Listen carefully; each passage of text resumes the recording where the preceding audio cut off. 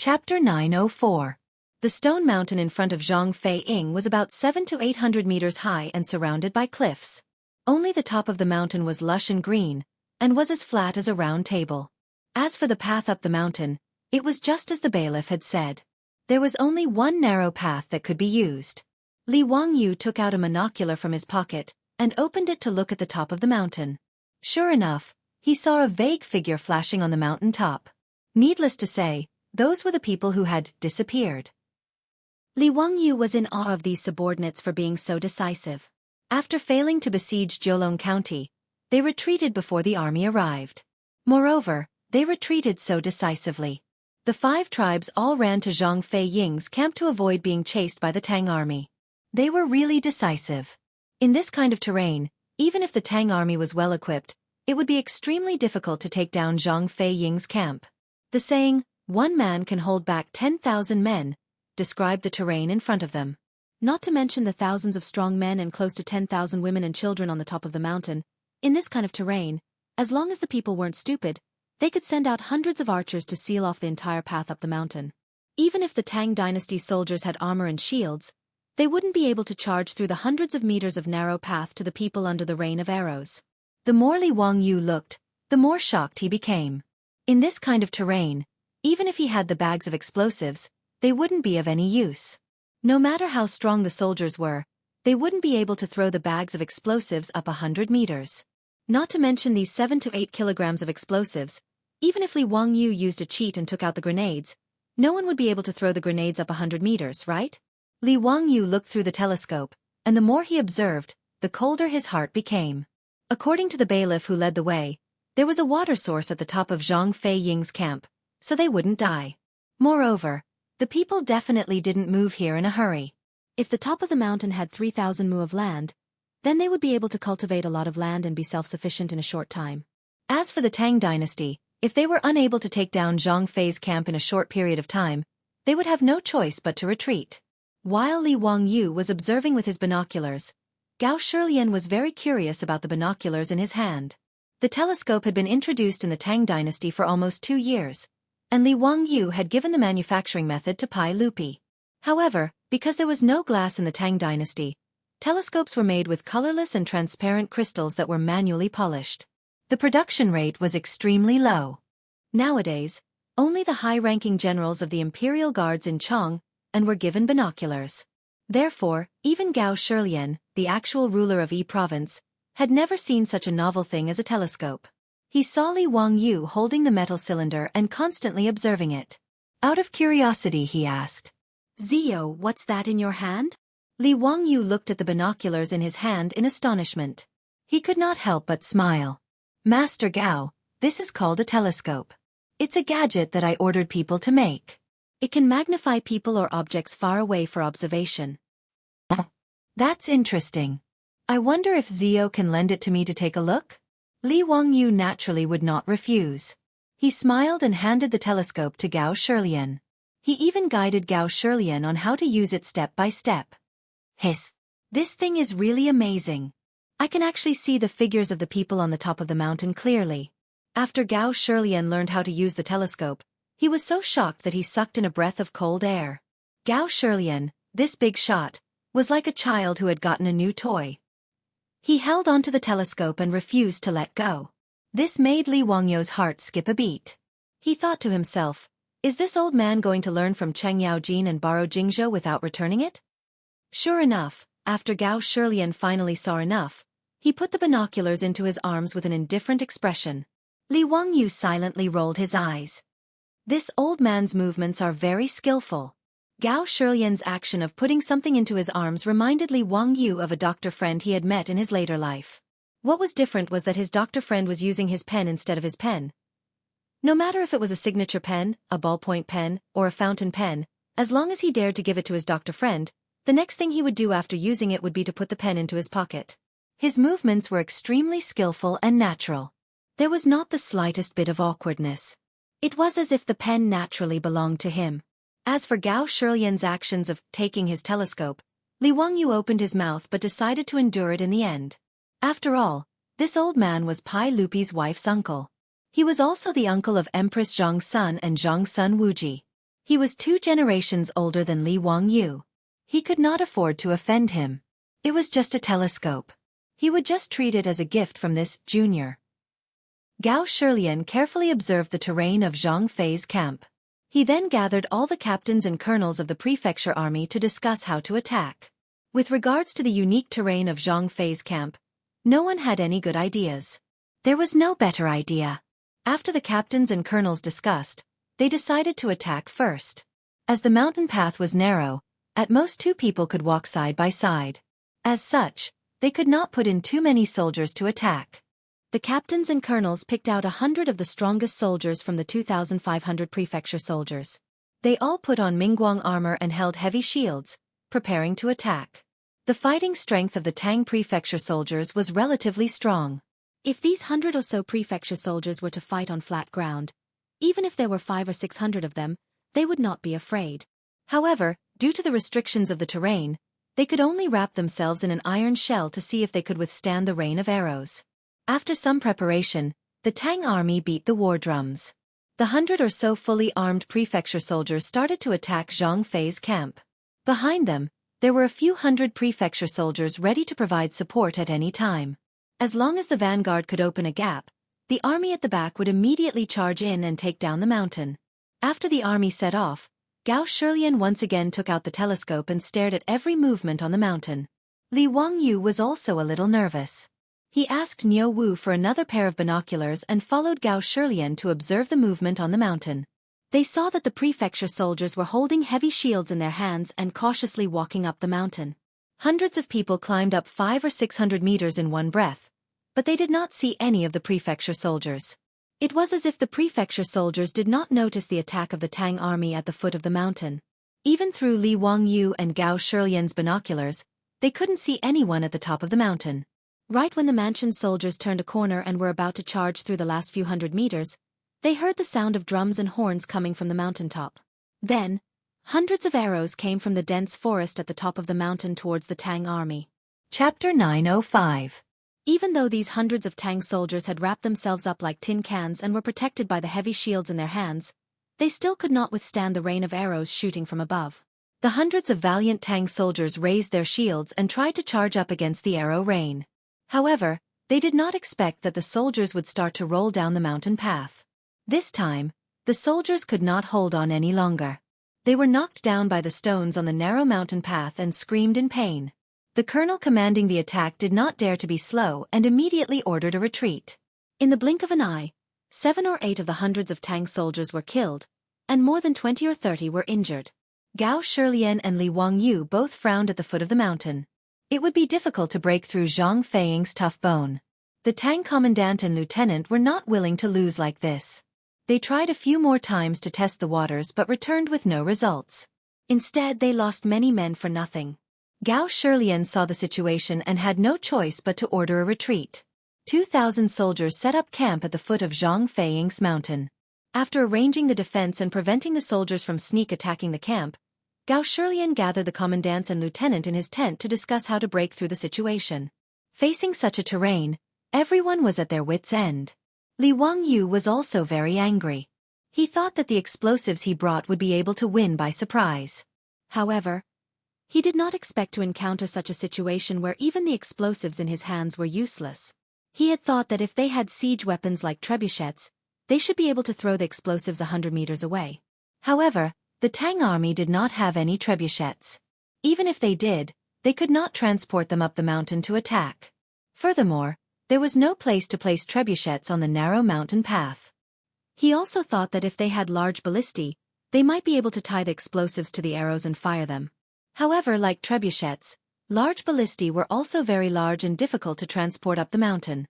Usually, large ballistae were fixed on the city walls for defense.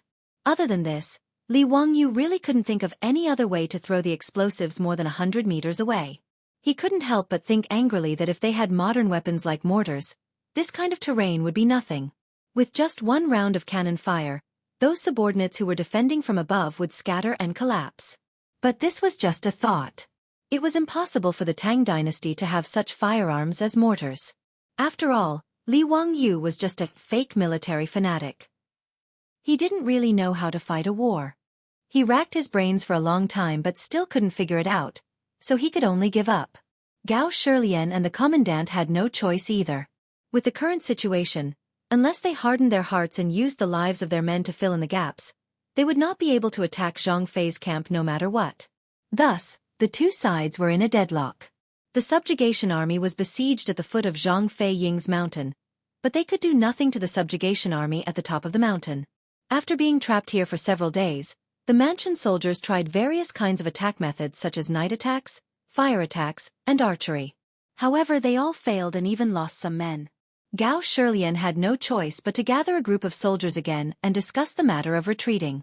Their 2,000 soldiers couldn't keep defending at the foot of the mountain forever. Who knew how long it would take to trap the subjugation army at the top of the mountain? Regarding this, although Li Wangyu was unwilling, there was nothing he could do. He was too lazy to continue staying in Gao Shilian's tent to listen to everyone discuss this matter.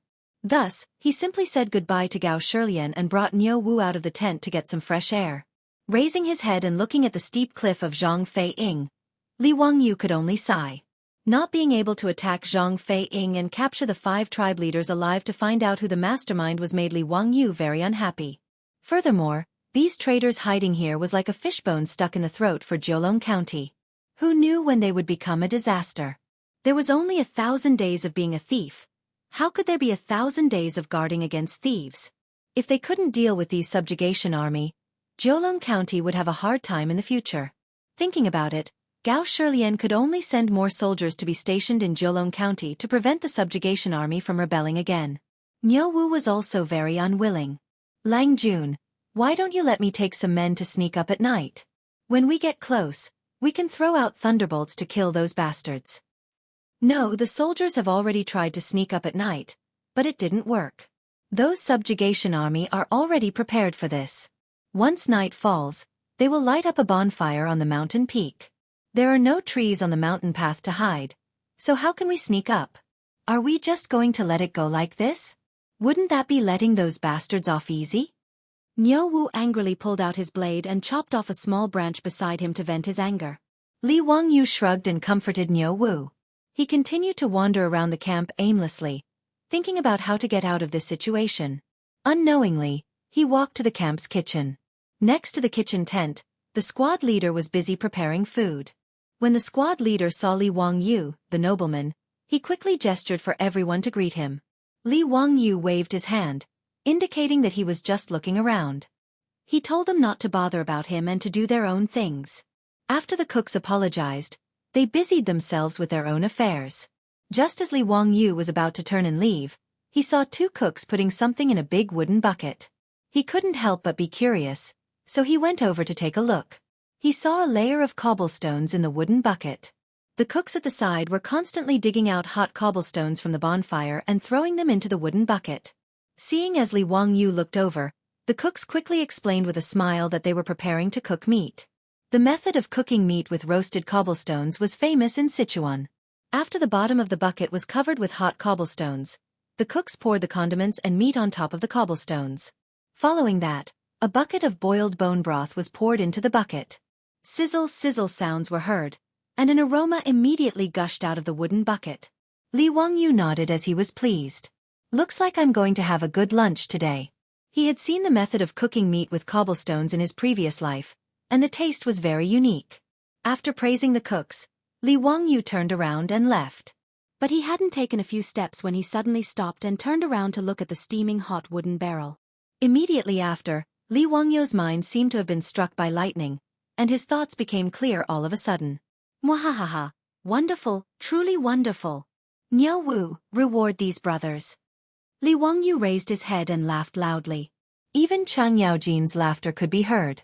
Niu Wu and the Zhang brothers looked at each other. They didn't understand what their Lang Jun meant. The cooks were pleasantly surprised. They couldn't understand why their Lang Jun would reward them for no reason at all. Li Wangyu didn't pay any attention to them, and directly walked towards Gao Shilian's tent with large strides. 2nd Battalion Commander. Where's your mother's Italian artillery? Pull it up for me. Chapter 906. During the War of Liberation, the People's Liberation Army had very few cannons at that time, so their weapons and equipment were at a disadvantage. In order to solve the problem of insufficient firepower, the soldiers invented a crazy weapon, the Heartless Cannon. It used a gasoline barrel as a barrel to launch explosives. The official name of the launcher should be the Flying Thunder Cannon.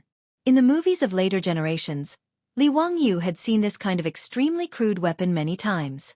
Its structure and principle were also quite simple. It was an empty gasoline barrel, and the bottom was filled with propellant. Then, bundles of explosives were stuffed into a round shape.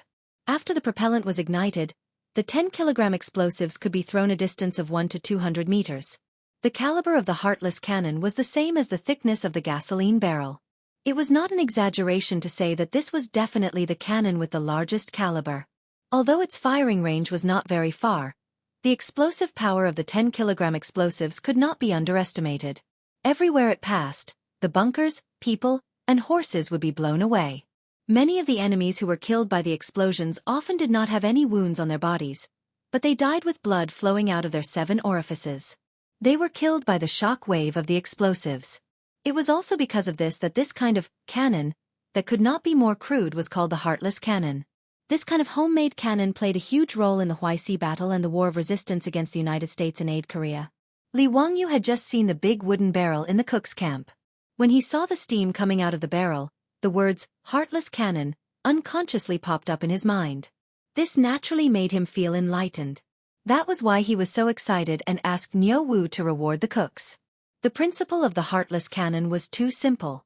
Now that he had the black gunpowder and the explosives in his hands, he could also fiddle with it. To launch the explosives, he did not even need something like a gasoline barrel. The earliest Flying Thunder Cannon directly dug a round hole in the ground, stuffed the explosives and propellant into the hole, and fired. However, doing this was too inefficient, and the excavated barrel could only be used once. After that, the soldiers continued to improve and used the discarded gasoline barrel as the cannon barrel. Li Wangyu, on the other hand, didn't need to worry about that. All he needed to do was to toss the bag of explosives to the top of the mountain 100 meters away.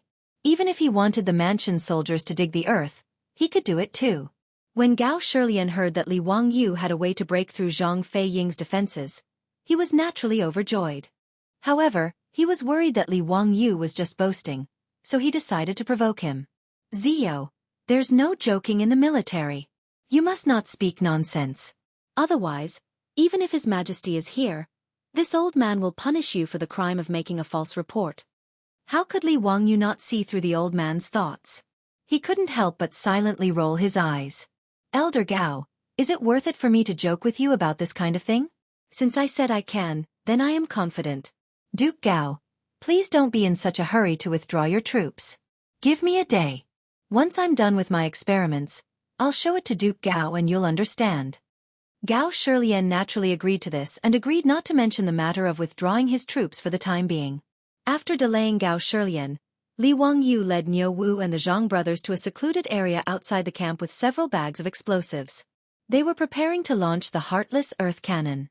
Now that there were only 20 or so bags of explosives, Li Wangyu felt that it would take too much time to transport the explosives back to Jiulong County. Therefore, the test firing of the Heartless Earth Cannon needed to be successful as soon as possible. The fewer bags of explosives used, the better. Li Wangyu guessed that these subordinates had already been scared out of their wits by the explosives outside Jiulong County. When the time came, as long as 1 or 2 bags of explosives landed on their heads, these subordinates would lose their will to resist and run away like rats. However, no one could be sure about this kind of thing. Therefore, it was always good to save some explosives. Fortunately, Li Wangyu was also a fan of the military in the past, so he had a certain understanding of the Heartless Earth Cannon. Normally, the barrel of the Heartless Earth Cannon would be placed at a 45-degree angle to the ground to maximize its range. Between the propellant and the explosives, there would be a thick, circular wooden board. The purpose of this wooden board was to isolate and reduce the high temperature and impact of the explosives after the propellant was ignited. Secondly, it was to seal the propellant and increase the efficiency of the high-temperature gas produced after the propellant was ignited, thus increasing the range of the cannon. In the afternoon of this day, there were thunderous noises outside the camp of the Tang army. If it were not for the fact that the commandant, lieutenant, and colonel had already informed the soldiers that it was county magistrate who testing a new weapon, they would have been so scared that they would have exploded. As for the subordinates in Zhang Fei's camp, when they heard these sounds, They were all shocked. This was especially so for those who had personally experienced the explosion outside Jiulong County. They had personally seen the explosives blow up their comrades, so they were even more terrified. Many of the subordinates knelt on the ground and started to pray to the gods. Li Wangyu, Niu Wu, and the others were outside the camp. They exploded 5 or 6 times in a row before they finally stopped. The next day, Li Wangyu invited Gao Shilian to a small hill outside the camp. He was ready to demonstrate his flying thunder cannon in front of everyone. Gao Shilian led a group of commandants and lieutenants to follow Li Wangyu to the small hill. When they looked up, they did not see anything. Other than the 3 troops of the Li family standing not far away and greeting everyone, there was nothing else. Zio, where is your method of defeating the enemy? Gao Shilian looked at Li Wangyu in confusion, wanting an explanation. Li Wangyu shrugged his shoulders and said with a laugh, Gao Gong, look at that hilltop, it's about 100 meters high. I'll use this place to replace Zhang Fei's camp, which is being guarded by my subordinates. I'll demonstrate to Gao Gong how to defeat the enemy. His words not only confused Gao Shilian, but also the captains of the Tang army looked at each other in confusion. Other than the 3 troops of the Li family, there was nothing else. County Duke who was going to attack that hill with just 3 troops? Could it be that this County Duke who really knew how to use immortal methods? Looking at the situation, could it be that he was going to show everyone how to use beans to create soldiers, or was he going to summon celestial soldiers and generals? He couldn't be joking and think that he could break through the hill with just 3 troops, right? Li Wangyu did not care about how confused Gao Shilian and the others were. He turned and waved at Niu Wu and the Zhang brothers, indicating that they could begin. Gao Shilian and the others saw Niu Wu and the other 2 take out matches from their bosoms. After lighting them, they turned and squatted on the ground, as if they were burning something. Then, in the next moment, the 3 of them turned and ran back. Their speed was so fast that Gao Shilian and the others were shocked. They did not understand why the 3 of them were running. Niu Wu and the others could not be blamed for running so fast. It was because Li Wangyu's heartless earth cannon was not reliable at all. Yesterday, he had tested it 5 or 6 times. Although it was a great success, there was still one time when the explosive pack did not fly out of the barrel and exploded. Fortunately, Li Wangyu also knew that this thing was not reliable enough. He had Niu Wu and the others immediately retreat after lighting the fire. In the end, the explosive pack only drenched Niu Wu and the others in a layer of mud. Fortunately, they were not injured. So today, after demonstrating this heartless earth cannon to Gao Shilian and the others, the 3 of them immediately ran back after lighting the fire, fearing that it would explode again. Just as Gao Shilian and the others were feeling suspicious, they suddenly heard 3 loud explosions in a row from the flat ground in front of them. Then, 3 black objects shot out from the ground and flew toward the small hill not far away. There's one more later. Chapter 907. Needless to say, what flew out from the ground were 3 pancake-shaped explosive packs. The homemade heartless cannon used an earthen cylinder to fire. In other words, a round hole similar to a cannon barrel was directly dug out from the ground to replace the cannon barrel. Therefore, when Gao Shilian and the others arrived, they did not see any weapons. They had all hidden their achievements and names under the ground. The 3 explosive packs that were thrown out did not fly very fast. They could be seen with the naked eye. Under the surprised gaze of Gao Shilian and the others, the explosive packs slowly fell from the sky and landed on a small hill 100 meters away. However, the explosive packs seemed to have lost their effect. There was no movement at all. Gao Shilian looked at Li Wangyu suspiciously. He did not understand what was going on. Li Wangyu shrugged helplessly and spread out his hands. There was no other way. There were no detonators and no triggering devices. Even the burning speed of the powder was different. Therefore, it was very difficult to know when the explosive packs would detonate. In order to prevent the explosive packs from being detonated in the air, Li Wangyu could only let Niu Wu and the others make the powder longer so that it would burn for a longer period of time. It was better to detonate it later than to detonate it earlier. Zio, what is the meaning of this? Why? Gao Shilian waited for a while, but there was still no reaction. He could not help but ask. However, before he could finish his words, 3 thunderous sounds came from the small hill 100 meters away. Everyone looked over in horror, only to see that on top of the hill, following the explosion, flames suddenly appeared, black smoke rose, and trees fell one after another. As for the birds that were resting in the forest on the hill, They were so shocked that they flew into the sky and fled in all directions. This is the sky-shaking thunderbolt. It's the sky-shaking thunderbolt.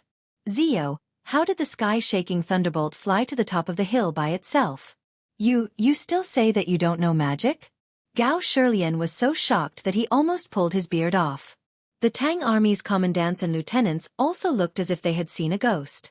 Who would have thought that the sky-shaking thunderbolt would fly to the top of the hill 100 meters away and explode by itself? Li Wangyu laughed in his heart. However, he would not explain the theory to Gao Shirlian and the others. It was best to keep gunpowder a secret. Therefore, Li Wangyu avoided answering Gao Shirlian's question and only asked with a smile, "What does Duke Gao think of my idea? Is it possible to break through Zhang Fei's camp?"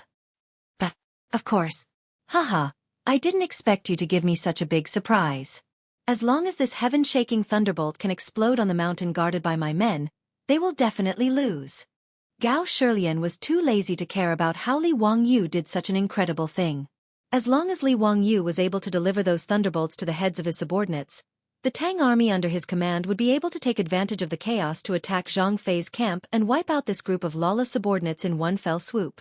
The group of commandants and lieutenants were surprised, but they were also pleasantly surprised. How could they not understand what Li Wangyu's demonstration of this scene to them meant? For a moment, flattery flooded in like a tidal wave.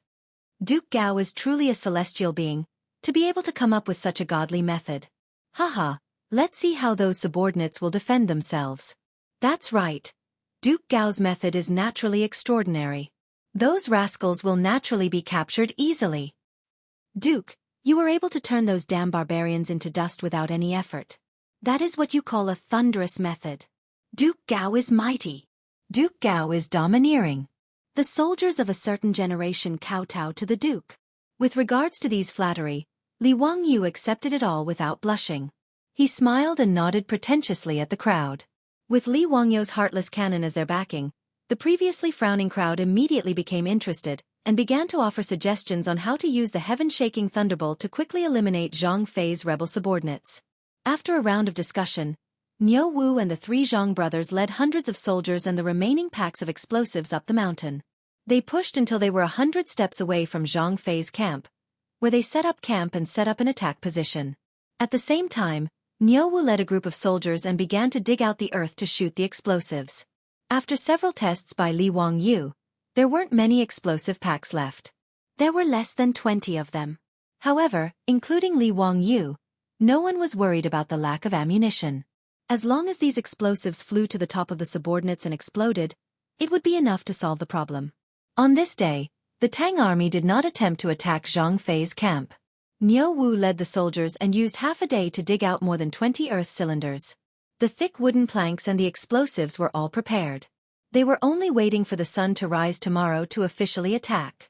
Early the next morning, the Tang army soldiers ate breakfast and prepared their armor and weapons. They began to climb the mountain, preparing to take down Zhang Fei's camp in one go. Gao Shirlian and Li Wangyu stayed in the camp at the foot of the mountain. They held binoculars and looked at the top of the mountain nervously.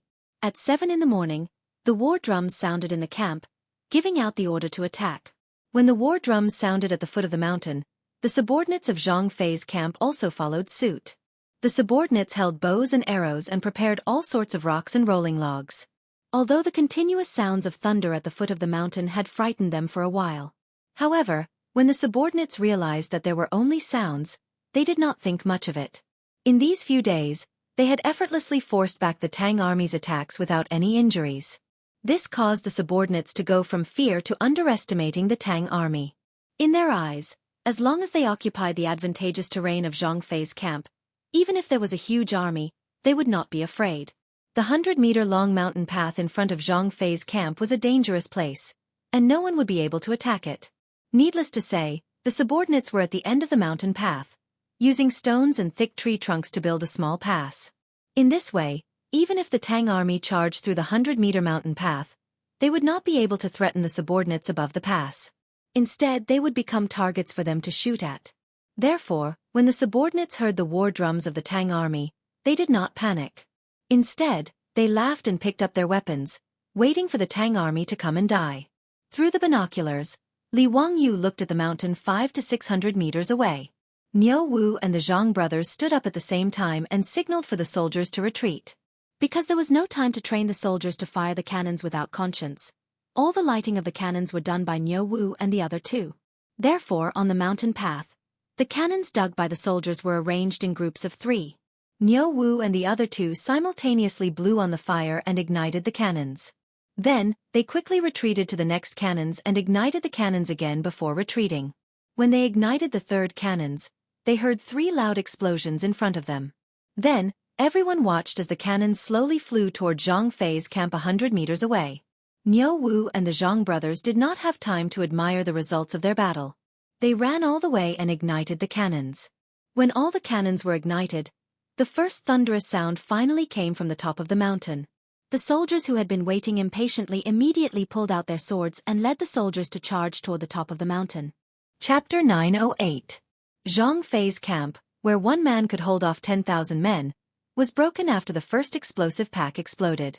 The appearance of explosive packs in the era of cold weapons was something that could not be solved. Whether it was the power of the explosive packs or the strong impact brought about by the shock, it was something that the subordinates could not handle. In fact, not to mention these uncivilized subordinates, even the Tang army would most likely collapse in the face of such a dimensional attack. Following the sound of dozens of explosive packs exploding like thunder, hundreds of Tang soldiers surged over the 100-meter mountain path like a tidal wave and surged into Zhang Fei's camp. As for those subordinates, they had already thrown down their weapons and fled like rats when the explosives exploded. When the fully armored Tang soldiers charged into Zhang Fei's camp, there was no longer any suspense in this battle. Although Zhang Fei's camp was about 3,000 mu in size, it would still take some effort to capture all of them if they wanted to escape in all directions with just these 2,000 soldiers. But the subordinates had already lost their will to fight after being shocked by the explosive packs. They ran back to their camp like frightened birds returning to their nest. This saved the prefecture soldiers the effort of capturing them from the top of the mountain. When the Tang army arrived, the subordinates of the 5 tribes quickly put down their weapons and surrendered. Knowing that the battle on the mountain had ended, Gao Shilian could not help but laugh and invited Li Wangyu to go up the mountain to see the captives. Li Wangyu was naturally interested.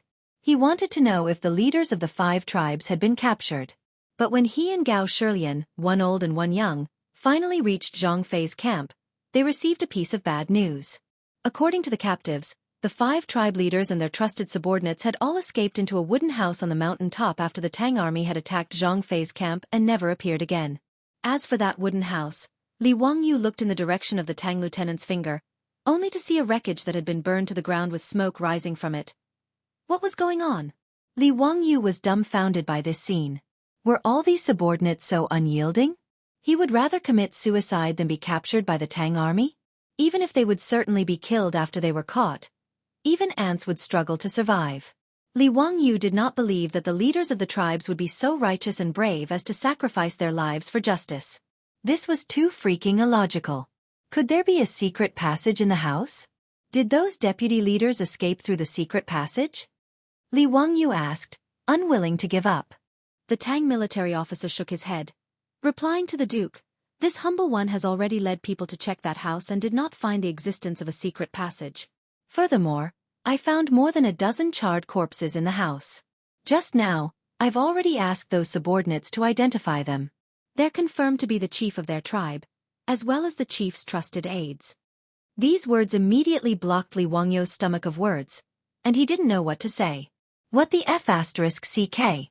Li Wangyu cursed in his heart and turned around to leave. Immediately he stopped and turned his head to ask, "Those subordinates, did they burn themselves to death or were they killed by someone?" This humble one does not know. The officer's face was troubled. He was a military officer, not a coroner in the yamen. How would he know about these things? Suddenly someone spoke. "Duke, why don't this humble one go down and take a look? Although this humble one is not a coroner, this humble one works in the yamen and roughly knows how to distinguish the wounds on a corpse." Li Wangyu looked up and saw that it was the yamen runner from Jiulong County, who was sent to lead the way for the Tang army. Naturally, he agreed and nodded with a smile, indicating for the yamen runner to quickly check the charred corpses. Li Wangyu now had a suspicion in his heart. He felt that these subordinates did not commit suicide, but were killed to silence them. Otherwise, How could it be so coincidental that these subordinates and their trusted aides all burned themselves to death just as the Tang army broke through Zhang Fei's camp? Even if these subordinates were not afraid of death, they would not be so brave. The bailiff quickly ran to examine the corpses and quickly returned to report to Li Wangyu, replying to the duke, "This lowly one has examined the corpses and confirmed that there are no sword wounds on them. They should have been burned to death." His words did not dispel Li Wangyu's suspicion. After pondering for a moment, Li Wangyu suddenly recalled the plot of a case that he often saw in TV dramas. There was a plot of how to identify whether the victim died in a fire or was murdered. His eyes lit up and he ordered the yamen runner, "Go, cut open the trachea of these subordinates' corpses and see if there are ashes inside." These words stunned the yamen runner and the Tang army officer. They looked at each other and did not understand the meaning of Li Wangyu's order. "Duke, I'm afraid this is not appropriate. Although these subordinates are despicable, the dead are more important. Duke, why don't you let these people go?" The Tang army officer hesitated and persuaded. He and the yamen runner both thought that Li Wangyu hated these subordinates and wanted to humiliate their corpses. In Chinese tradition, stabbing corpses and beheading people was against morality. Even if they were enemies, they would not purposely destroy their corpses under normal circumstances. This was also the reason why the Tang dynasty hated Goguryeo so much. The reason was that Goguryeo piled up the heads of the Sui army's fallen soldiers. When Li Wangyu heard this, he was stunned. After pondering for a moment, he understood the meaning of their expressions and couldn't help laughing. "Do the two of you think that this duke has nothing better to do? The reason why I asked you to cut open the trachea of these corpses is to determine if they died in a fire or were killed and burned." The yamen runner and the officer were stunned. They could not understand how cutting open the trachea of the corpses would reveal this point. The yamen runner bowed and asked, "Duke, please forgive this lowly one for being slow-witted. I really don't understand what Duke means. Cutting open the trachea of these corpses would reveal if they were burned or killed." Li Wangyu pretended to pull out a fan from his waist and flung it open with a schwa sound. He fanned himself with the fan in his hand and explained unhurriedly, "Dead people can't breathe. Naturally, there won't be any ashes in their trachea. If they were burned alive, then there will definitely be ashes in their trachea. How can you not understand such a simple principle?" In truth, his words were something that he had seen in television dramas. In the era of information explosion in the future, people would unconsciously accept any useful or useless information. In the future, this was naturally useless. But in the Tang dynasty, it came in handy. But if his words were heard by the forensic doctors of the future, they would probably laugh their heads off. Naturally, this was not completely correct. Some of the dead would quickly go into shock and stop breathing due to the pain of being burned. Naturally, there would not be any ashes in their trachea or lungs. Of course, the method he spoke of was also feasible to examine the corpses of these subordinates. After all, it was impossible for all the subordinates to go into shock from being burned alive. Therefore, as long as they examined the corpses, they would definitely find something. How could the yamen runner and the officer know about this? They only felt that Li Wangyu really knew everything from heaven to earth. As expected of a celestial figure, they hurriedly agreed and ran to examine the corpses. Taking a break over the weekend, only one update today. Chapter 909. Li Wangyu thought about the many movies he had watched in his previous life, and they all had plots where people passed off as genuine. For example, in Lyon, the killer, Leon, took advantage of the chaos to disguise himself as a police officer and sneak out of the encirclement. In Ocean's 11, a group of highly intelligent criminals also disguised themselves as police officers and stole large amounts of cash from the casino's vault. There were quite a lot of similar plots. Then, was it possible that the wretched mastermind, the Tang man who killed the leader of the Farron tribe, was in Zhang Fei's camp, among the 2,000 soldiers? The more Li Wangyu thought about it, the more he felt that it was possible. After all, these 2,000 soldiers belonged to more than 20 brigades. It was impossible for all of them to know each other. If there was really a Tang man who put on the armor of the soldiers, it was entirely possible for him to sneak into the army during the chaos. Everyone's attention, including Gao Shilian, was focused on the Farron tribe. Who would have thought that there would be a fake among them? At this thought, Li Wangyu immediately found Gao Shilian and told him his guess. Gao Shilian frowned. After a moment of contemplation, he slowly shook his head and rejected Li Wangyu's idea. "Zio, I'm afraid your worry is not possible." "Why is that, Duke Gao?" Seeing that he did not understand, Gao Shilian simply called over a lieutenant beside him. He pointed at the lieutenant's uniform and explained, "Zio has never come into contact with the military, so you don't know. Not everyone can impersonate a government soldier.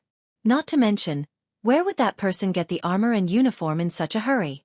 Even if he could get it, he would have a waist token to identify his identity. It's not that easy to impersonate a soldier." After Gao Shilian's reminder, Li Wangyu noticed that the lieutenant and the other soldiers who passed by all carried a waist token around their waist. This waist token was equivalent to the identity card of the soldiers. Moreover, even if these soldiers do not know each other, there is a system in the way they speak, walk, sit, and lie in the army. Unless one has been a soldier before, otherwise, even if he or she managed to sneak in, it would be very eye-catching and impossible to hide. Niu Wu and the Zhang brothers also nodded their heads. "Lang Jun, Duke Gao is right. My brothers and I were all born in the army, but this is how it is. The army has its own way of distinguishing between our own people and those who are not. Otherwise, wouldn't any spies be able to sneak into the army to gather intelligence?" When Li Wangyu heard what everyone said, he realized that he had watched too many movies and thought that it was easy to sneak in with makeup. However, he was still unwilling to give up. After all, it was not that this sort of possibility did not exist.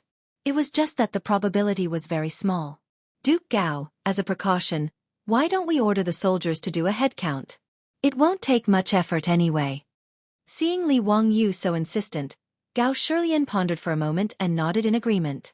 Most of the government soldiers of the Tang dynasty were from the same hometown, so it was not difficult for them to confirm each other's identities. Following Gao Shilian's order, the government soldiers immediately divided themselves into brigades and began to count the number of soldiers in each squad. Following the orders, more than half of the 2,000 government soldiers were accounted for in no time. There were no abnormalities. Gao Shilian smiled at Li Wangyu. "Zio, you worry too much. This old man has already said that it is impossible for anyone to sneak into the government soldiers. You?" Before he could finish his words, there was a sudden commotion not far away. Li Wangyu and Gao Shilian looked up in shock, only to see a person suddenly jump out from the government soldiers. He held a saber and went straight for Li Wangyu and Gao Shilian. Seeing that person's ferocious expression, Li Wangyu could not help but feel a little nervous. He and Gao Shilian, one old and one young, did not have any ability to protect themselves. If this person really came up to them, it would be terrible. However, Li Wangyu did not panic or dodge. After all, Niu Wu and the Zhang brothers were beside him. Li Wangyu was confident that this government soldier, who suddenly rushed out, could not threaten his safety. The reality was no different from what he had expected. Without waiting for that government soldier to reach them, Niu Wu and the Zhang brothers drew the weapons at their waists and went up to meet him. With Niu Wu and the other two's abilities, they knocked away the saber in that person's hand without much effort and placed 3 barrier sabers on his neck. "Niu Wu, don't kill this person. I have something to ask him," Li Wangyu hurriedly shouted. All of this happened rather quickly. Gao Shilian's words were still ringing in his ears when this sudden change occurred. By the time the old man reacted, Niu Wu's saber was already on that government soldier's neck. Gao Shilian's words were blocked and he almost choked to death on his own saliva. After a long while, the old man finally reacted to what had just happened. Cold sweat broke out on his back as he felt lingering fear. If not for Li Wangyu's insistence on doing a head count of the government soldiers, this person would certainly have sneaked away. He might even have quietly snuck up beside them and suddenly attacked. The commotion just now was obviously due to the mansion soldiers doing a head count to expose this person's whereabouts. That was why this person had no choice but to resort to desperate measures and wanted to kidnap him and Li Wangyu as a protective talisman. After thinking this through, Gao Shilian couldn't help but blush. "Zio, it's all thanks to you today. Otherwise, we might have been fooled by this guy." "You're too kind, eunuch Gao." Seeing that the person was caught, Li Wangyu was also in a good mood. Just as he was about to turn around and order someone to fetch a rope to tie up this fake government soldier, another change occurred. The man whose arms were being held by the Zhang brothers suddenly roared. Everyone was startled by his sudden roar, and his body abruptly rushed forward. Moreover, there were 3 shining steel sabers on this person's neck. Niu Wu's reaction was rather quick. He immediately withdrew his saber and slapped down with the back of his saber at that person's neck. However, The Zhang brothers didn't expect this person to have such a reaction. They were caught off guard and didn't have time to withdraw their sabers. That person straightened his neck and just like that, crashed straight into the sharp edge of the saber. With a soft puff, a stream of red blood gushed out from that person's neck. This change shocked Li Wangyu and Gao Shilian so much that they were dumbfounded. Who would have thought that after the murderer was caught, he would choose to commit suicide?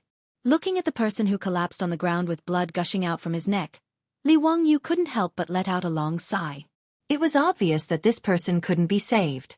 In the future, if the emergency treatment was timely, even if the artery at the neck was cut off, it could still be saved. However, with the medical technology of the Tang dynasty, even if the medicine king's son Simiao was here, he probably couldn't save this person. Under everyone's silent gaze, that person collapsed in a pool of blood. After twitching for a while, he lost all signs of life. Li Wangyu didn't expect that after finally catching the person, this would be the outcome. Chapter 9-10. Li Wangyu thought about the many movies he had watched in his previous life, and they all had plots where people passed off as genuine. For example, in Lyon, the killer, Leon, took advantage of the chaos to disguise himself as a police officer and sneak out of the encirclement. In Ocean's 11, a group of highly intelligent criminals also disguised themselves as police officers and stole large amounts of cash from the casino's vault. There were quite a lot of similar plots. Then, was it possible that the wretched mastermind, the Tang man who killed the leader of the Farron tribe, was in Zhang Fei's camp, among the 2,000 soldiers? The more Li Wangyu thought about it, the more he felt that it was possible. After all, these 2,000 soldiers belonged to more than 20 brigades. It was impossible for all of them to know each other. If there was really a Tang man who put on the armor of the soldiers, it was entirely possible for him to sneak into the army during the chaos. Everyone's attention, including Gao Shilian, was focused on the Farron tribe. Who would have thought that there would be an imposter among them? At this thought, Li Wangyu immediately found Gao Shilian and told him his guess. Hearing this, Gao Shilian frowned. After a moment of contemplation, he slowly shook his head and rejected Li Wangyu's idea. Zio, I'm afraid your worry is not possible. Why is that, Duke Gao? Seeing that he did not understand, Gao Shilian simply called over a lieutenant beside him. He pointed at the lieutenant's uniform and explained, Zio has never come into contact with the military, so you don't know. Not everyone can impersonate a government soldier. Not to mention, where would that person get the armor and uniform in such a hurry? Even if he could get it, he would have a waist token to identify his identity. It's not that easy to impersonate a soldier. After Gao Shilian's reminder, Li Wangyu noticed that the lieutenant and the other soldiers who passed by all carried a waist token around their waist. This waist token was equivalent to the identity card of the soldiers. Furthermore, even if it's impossible for all of these soldiers to know each other, there is a system in the way they speak, walk, sit, and lie. Unless one has been a soldier before, otherwise, even if one were to sneak in, it would be very eye-catching and impossible to hide. Niu Wu and the Zhang brothers also nodded their heads. Lang Jun, Duke Gao is right. My brothers and I were all born in the army. But this is the case. The army has its own way of distinguishing between our own people and those who are not. Otherwise, wouldn't any spies be able to sneak into the army to spy on them? When Li Wangyu heard what everyone said, he realized that he had watched too many movies and thought that it was easy to sneak in with makeup. However, he was still unwilling to give up. After all, it was not that this sort of possibility did not exist. It was just that the probability was very small. Duke Gao, as a precaution, why don't we order the soldiers to do a head count? It won't take much effort. Seeing Li Wangyu so insistent, Gao Shilian pondered for a moment and nodded in agreement. Most of the government soldiers of the Tang dynasty were from the same hometown, so it was not difficult for them to confirm each other's identities. Following Gao Shilian's order, the government soldiers immediately divided themselves into brigades and began to count the number of soldiers in each squad. Following the orders, more than half of the 2,000 government soldiers were accounted for in no time. There were no abnormalities. Gao Shilian smiled at Li Wangyu. Zio, you're worrying too much. I've already said that it's impossible for anyone to sneak into the government soldiers. You? Before he could finish his words, there was a sudden commotion not far away. Li Wangyu and Gao Shilian looked up in shock. They saw a person suddenly dash out from the government soldiers with a sword in his hand, heading straight for Li Wangyu and Gao Shilian. Seeing that person's ferocious expression, Li Wangyu could not help but feel a little nervous. He and Gao Shilian, one old and one young, did not have any ability to protect themselves. If this person really came up to them, it would be terrible. However, Li Wangyu did not panic or dodge. After all, Niu Wu and the Zhang brothers were beside him. Li Wangyu was confident that this government soldier, who suddenly rushed out, would not be a threat to his safety. The reality was no different from what he had expected. Without waiting for that government soldier to reach them, Niu Wu and the Zhang brothers drew the weapons at their waists and went up to meet him. With Niu Wu and the other two's abilities, they knocked away the sword in that person's hand without much effort and placed 3 barrier swords on his neck. Niu Wu, don't take his life. I have something to ask him. Li Wangyu hurriedly shouted. All of this happened rather quickly. Gao Shilian's words were still ringing in his ears when something strange happened. By the time the old man reacted, Niu Wu's swords were already on that government soldier's neck.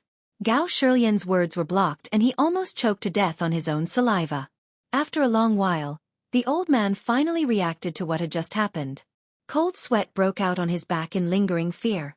If not for Li Wangyu's insistence on doing a head count of the government soldiers, this person would surely have sneaked away. He might even have quietly snuck up beside them and suddenly attacked.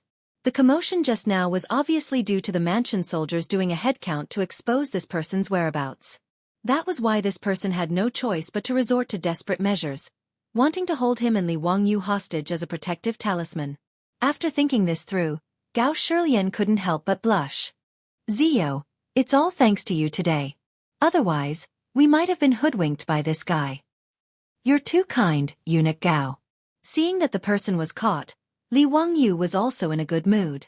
Just as he was about to turn around and order someone to fetch a rope to tie up this fake government soldier, another strange change occurred. The man whose arms were being held by the Zhang brothers suddenly roared. Everyone was startled by his sudden roar, and his body suddenly rushed forward.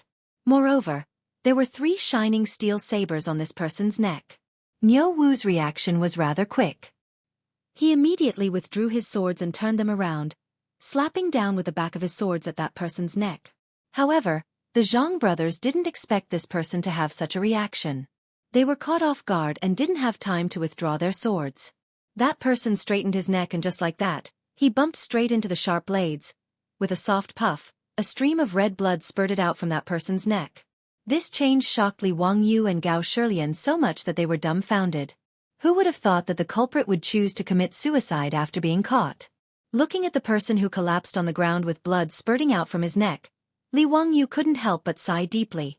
It was obvious that this person couldn't be saved. In the future, if the emergency treatment was timely, even if the artery at the neck was cut, it could still be saved. However, with the medical technology of the Tang dynasty, even if the king of medicine, Sun Simiao, was here, he wouldn't be able to save this person. Under everyone's silent gaze, that person collapsed in a pool of blood. After twitching for a while, he lost all signs of life. Li Wangyu didn't expect that after finally catching the person, this would be the outcome. Chapter 909, If there's a mistake, please refresh.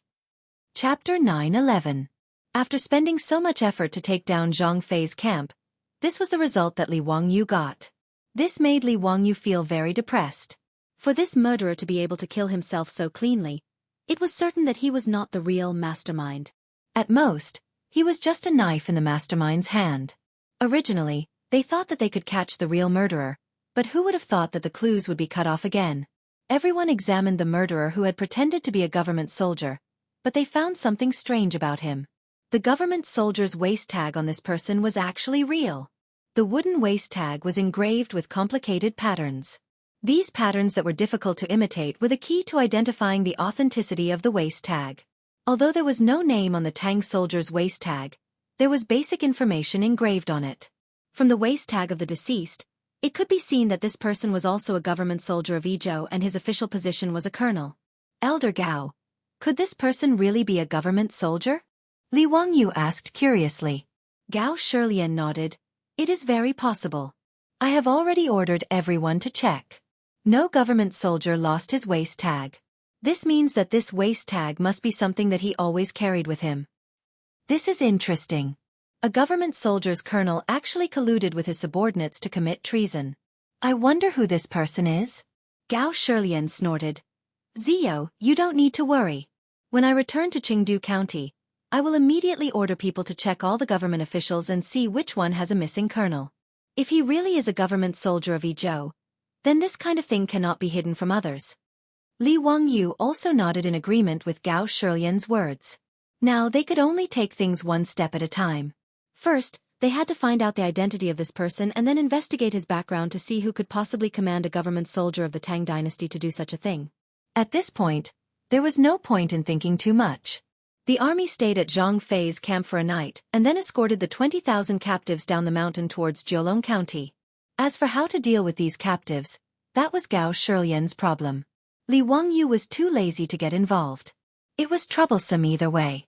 Most of the 20,000 captives were women, children, and the elderly. This was an even more difficult burden to deal with. Fortunately, these trivial matters had nothing to do with Li Wangyu, so he naturally wouldn't meddle. The army escorted more than 20,000 people. After a few days of arduous travel through the forest, they finally returned to Jiulong County. As soon as they returned to Jiulong County, Li Wangyu mercilessly left Gao Shilian behind and led Niu Wu and the others back to the inn in the city. After being away for a few days, he missed his wife. Su Chongqing, Afra, and Perrin were naturally happy to see that Li Wangyu had finally returned safely. They hurriedly took care of bathing, changing his clothes, and preparing food for him. Li Wangyu didn't tell the three girls about the details of the battle, so as not to scare them. He only briefly mentioned that the matter of the assistants had been resolved, so they didn't need to worry. Su Chongqing knew that things weren't as simple as he made them out to be, but she cleverly didn't ask too much. She only disdainfully urged Li Wangyu to hurry and bathe. After staying in the forest for a few days in the scorching summer, Li Wangyu's body had long since stank. No wonder the beauties disdained him. Even Li Wangyu felt uncomfortable when he smelled the rancid odor on his body. After allowing Niu Wu and the Zhang brothers to take a bath and rest, Li Wangyu comfortably soaked in the bathtub. He then enjoyed a beautiful massage and bath with a clear conscience. Finally, all the hardships of the past few days had been dispelled. After bathing and changing his clothes, Li Wangyu sat in the room, feeling refreshed, and tasted the delicious food and wine that the three girls had prepared for him. Thinking back to the hard life of marching in the army, Li Wangyu very cleverly recognized one thing. A lazy person like him was definitely not suited for the battlefield. He couldn't eat well, he couldn't sleep well, and there were also mosquito bites. It was simply killing him. A gentleman labored with his mind, while a villain labored with his body. Li Wangyu felt that he could be considered a gentleman now, and his status was high enough. In the future, he would politely decline this kind of labor. He couldn't help but think of the ambition he set when he first transmigrated to the Tang dynasty. Beautiful wives and concubines, thousands of acres of fertile land, countless cows, horses, pigs and sheep, and servants as many as the clouds. Sure enough, one shouldn't forget one's roots. One must not forget one's original intentions is the right path. Li Wangyu self-reflected in his heart about the experience of asking for trouble this time. He made up his mind that he would never do such a stupid thing again in the future. After eating and drinking to his heart's content, this guy looked at the two beauties beside him, Su Chongqing and Aphrodite. Some men know how to be careful. Just as he was about to find an excuse to send Perrin, the little girl who was in the way, out, there was a knock on the door of the side room. Li Wangyu couldn't help but feel angry. Why was it so difficult to do something shameless? What's the matter? Being disturbed, Li Wangyu's tone was also very unfriendly. It was Niu Wu who knocked on the door. Lang Jun, Gao Gong sent someone to invite you to the county yamen to discuss something. Since Gao Shilian invited him, he naturally couldn't refuse. Li Wangyu rolled his eyes speechlessly and stood up with a long sigh. Fortunately, Su Chongqing didn't know what he was thinking, otherwise, he would definitely make fun of him. Until he went to the county yamen and saw Gao Shilian, Li Wangyu's mood was not very high. He lazily greeted Gao Shilian. Gao Gong, you invited me to the county yamen. Is there something you need? Gao Shilian didn't know the thoughts of a dissatisfied man. He twirled his beard and smiled. I've long heard that Zio is a master of both painting and calligraphy. This old man wanted to draw a portrait of the dead colonel and wanted to see Zio's painting skills.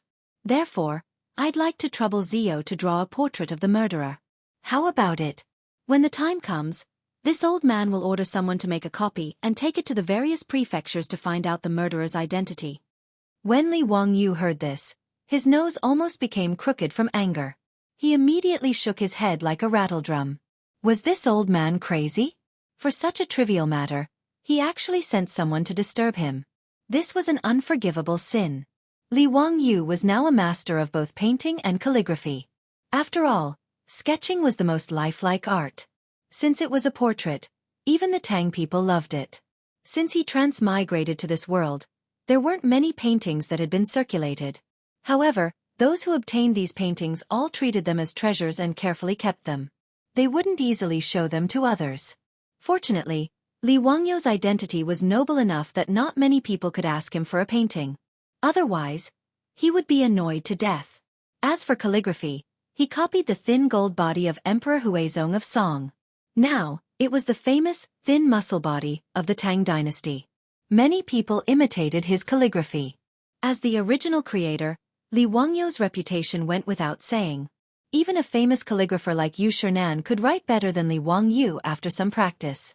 However, the world still believed that the thin muscle body of the county magistrate Li Wangyu was the orthodox one. Therefore, it wasn't wrong for Gao Shilian to say that he was a master of both painting and calligraphy.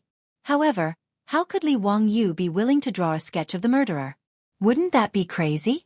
Wouldn't it be nice to have someone at home? Running to the county magistrate's office to draw a sketch of a bloody person's head? How stupid would he be to do such a thing?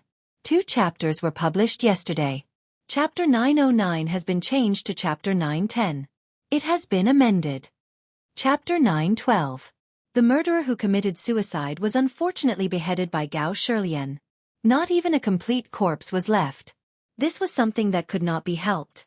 After all, the weather was hot, and if the corpse was left there for a few days, it would definitely start to smell.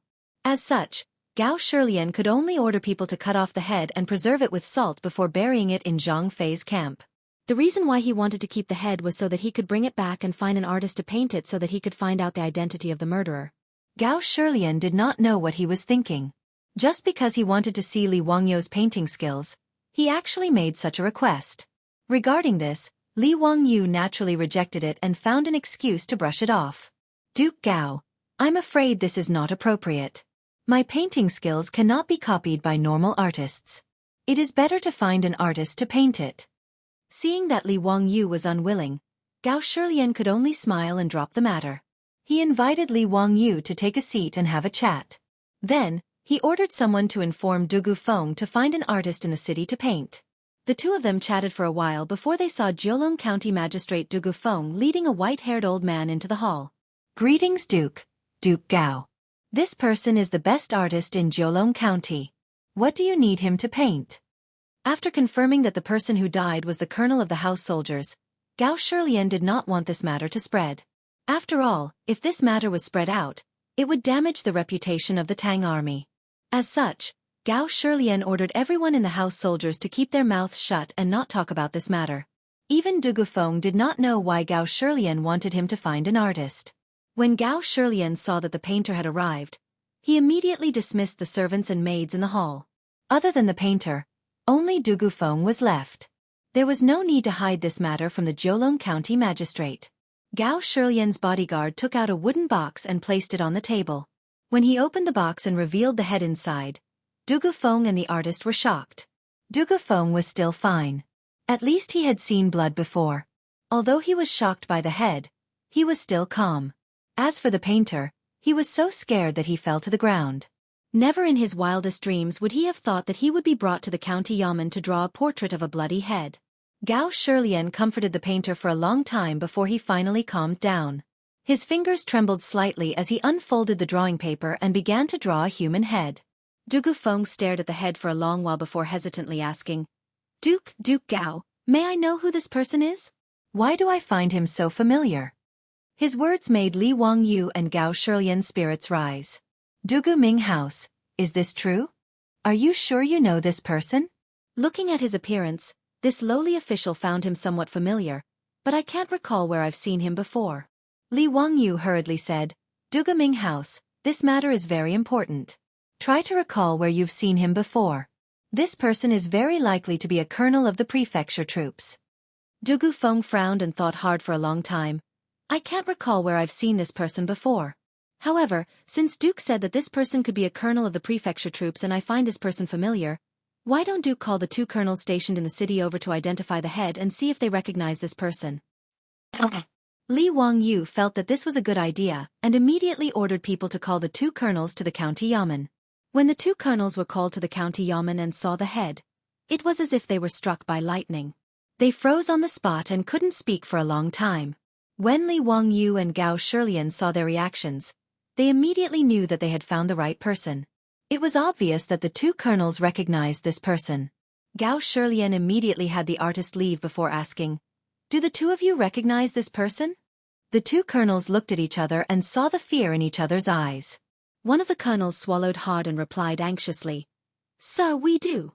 This person is the colonel of the Gung Brigade from the Zhechong House in Pengzhou. His name is Wang Hu." When Li Wangyu and Gao Shilian heard this, they were also slightly shocked. If this person really was a colonel of the Tang dynasty's prefecture troops, then this matter was worth pondering. The Zhechong House in Pengzhou had a total of 1,000 prefecture troops and was split into 10 brigades.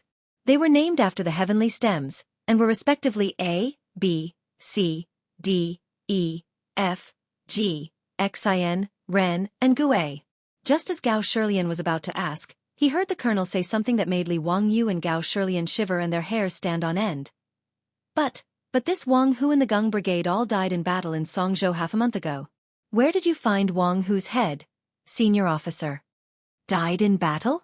Songzhou? Li Wangyu immediately remembered that when he was chatting with the 2 colonels on the city wall, they seemed to have mentioned that their 3 brigades had been sent to Songzhou for training. One of the brigades was attacked by the Tuyuhun when they were out patrolling. The entire brigade of 100 people was completely wiped out, and not a single one escaped. The owner of the head in front of them was the colonel who had already died in battle in Songzhou? How was this possible? Li Wangyu was completely confused. If what the colonel said was true, then how did this colonel named Wang Hu come back from the dead and run to the mountain where Zhang Fei's camp was and get involved with his subordinates? Gao Shilian's face was also green, and his expression was serious. One of the brigades of the Zhe House in Pengzhou was attacked by the Tuyuhun when they were sent to Songzhou for training. As the Izhou sir, he knew about this matter.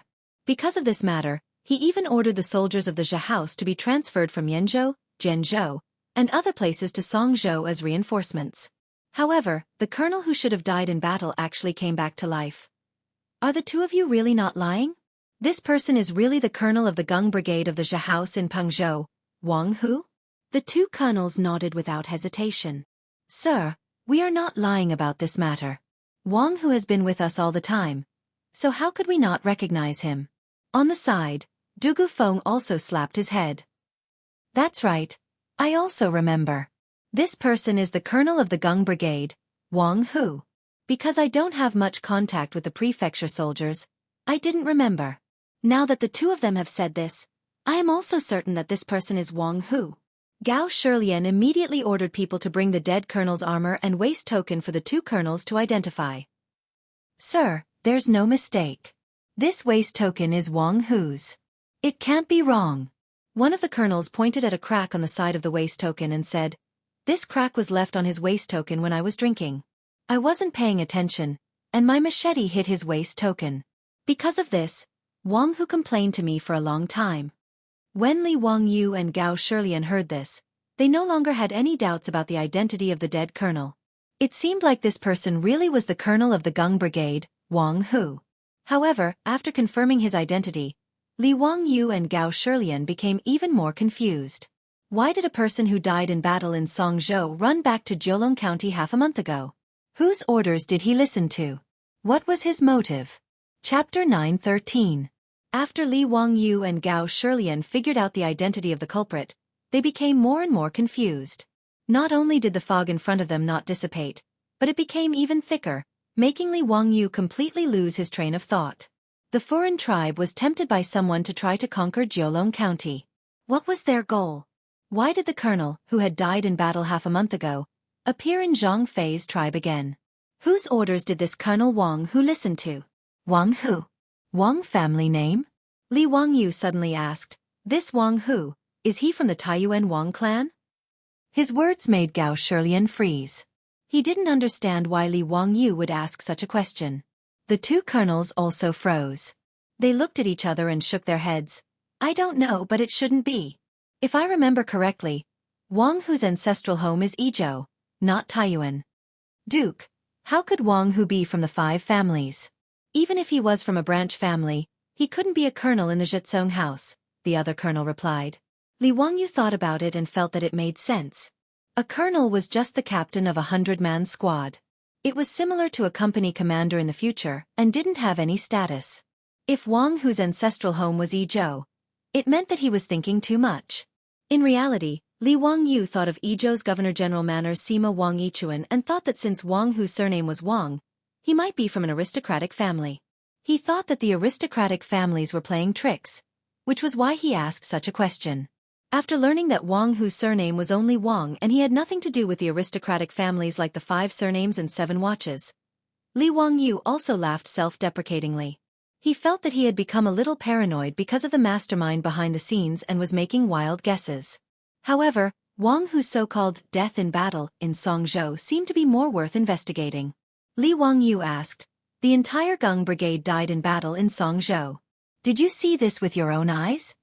The two colonels shook their heads and nodded. Duke, the Gung Brigade was ambushed and killed by Tuyuhun. Naturally, we didn't see it with our own eyes. But after that, I led my brothers to collect the corpses of the comrades of the Gung Brigade. Is Wang Hu's corpse among them? This. Your humble servant and the others did not confirm it one by one. The colonel hurriedly explained.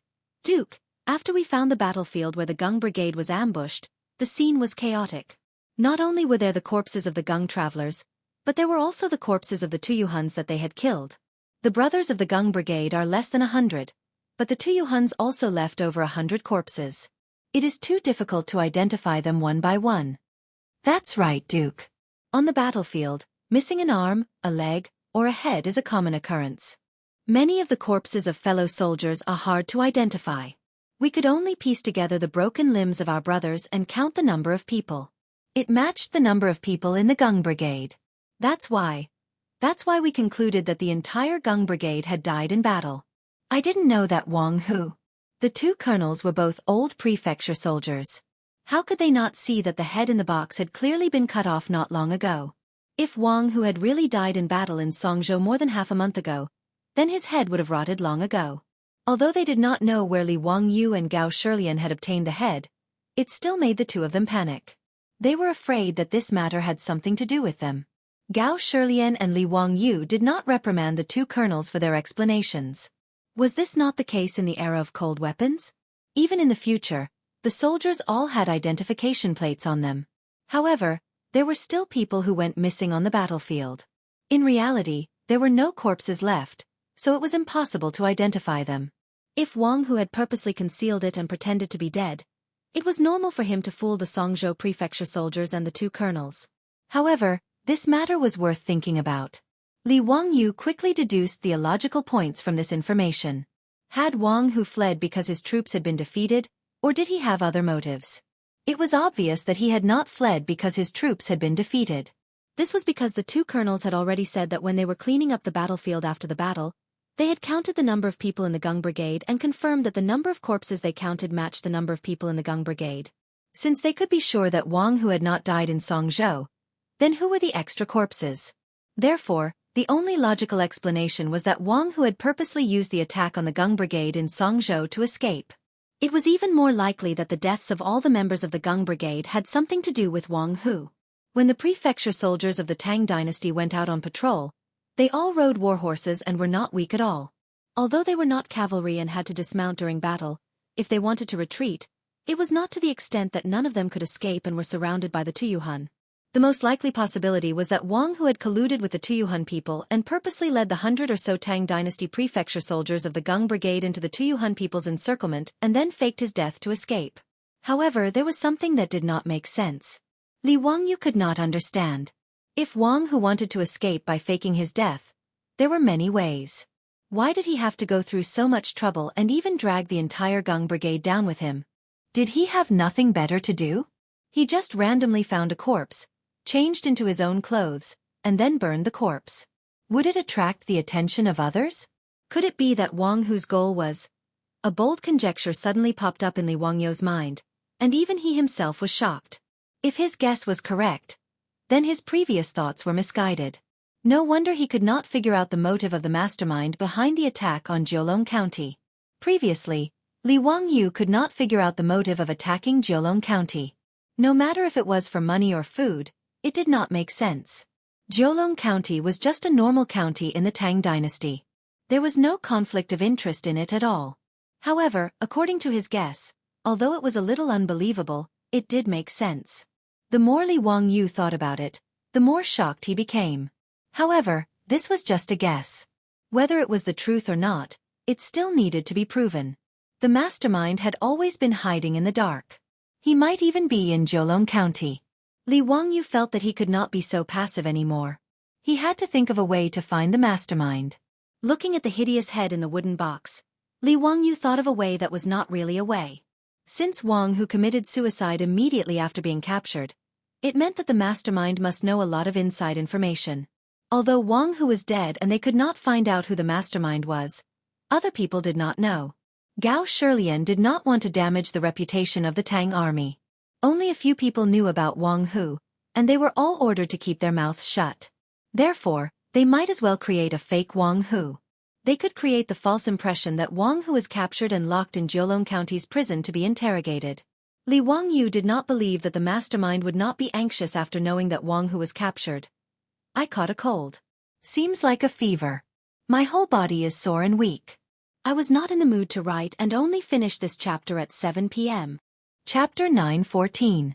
Li Wangyu pondered for a while and felt that he could give this idea a try. Since there was nothing to lose, he might as well hit the nail on the head. Even if the mastermind did not fall for it, there was nothing to lose. However, if the mastermind did something out of fear of the captured Wang Hu, it would be easy to give himself away. After thinking about this, Li Wangyu pulled Gao Shilian to the side and whispered his idea to him. When Gao Shilian heard this, he raised his eyebrows and revealed a joyful expression. The old man and the young man whispered to each other for a while, and occasionally let out strange laughter. Hearing this, Du Gufeng and the others got goosebumps. Ziyu, this is a good idea. I think it will work. Leave this matter to this old man. Gao Shilian stroked his beard and laughed heartily as he swept away the haze that had hung over him for the past few days. Li Wangyu was naturally happy and relaxed. It couldn't be better if Gao Shilian took over this matter. Instead of scheming against the mastermind behind the scenes, he still felt that it was more relaxing to go back and whisper sweet nothings to his beautiful superiors. That afternoon, the sound of gongs and drums could be heard in the small Jiulong County. The people walked out of their houses to see what was going on. They saw a large group of government soldiers escorting a prisoner carriage from outside the city. In the prisoner carriage was a man with bloodstains on his face and messy hair. He was wearing a tattered Tang army armor. The commoners didn't know what was going on. They couldn't understand why they were captured and locked up in the prison carriage even though they were all prefecture soldiers. Just as they were discussing, a government soldier shouted to the people around them, "Everyone, come and take a look. This man is a government soldier of the Tang dynasty. He colluded with the Sun people and tried to break into Jiulong County and kill the people. Such a greedy bastard deserves to die." Luckily his scheme was seen through. Otherwise, who knows how many people would have been killed. The people who were watching the commotion became excited when they heard the government soldier. When the Sun people besieged the city, the people in the city were terrified and could not sleep at night. They were afraid that the Sun people would break into Jiulong County and kill their way into the city. At that time, what kind of hell would Jiulong County become? The commoners didn't even dare to imagine. As for those who had young and strong men in their families who had gone to help defend the city, they were even more furious at this moment. Everyone immediately stared at the person in the prison carriage, their eyes almost spitting fire. No one knew who was the first to shout, "Beat this bastard to death." The crowd of onlookers immediately surged towards the prison wagon. The mansion soldiers who were escorting the prison wagons broke out in cold sweat when they saw the situation. They quickly raised their shields and blocked the prison wagons.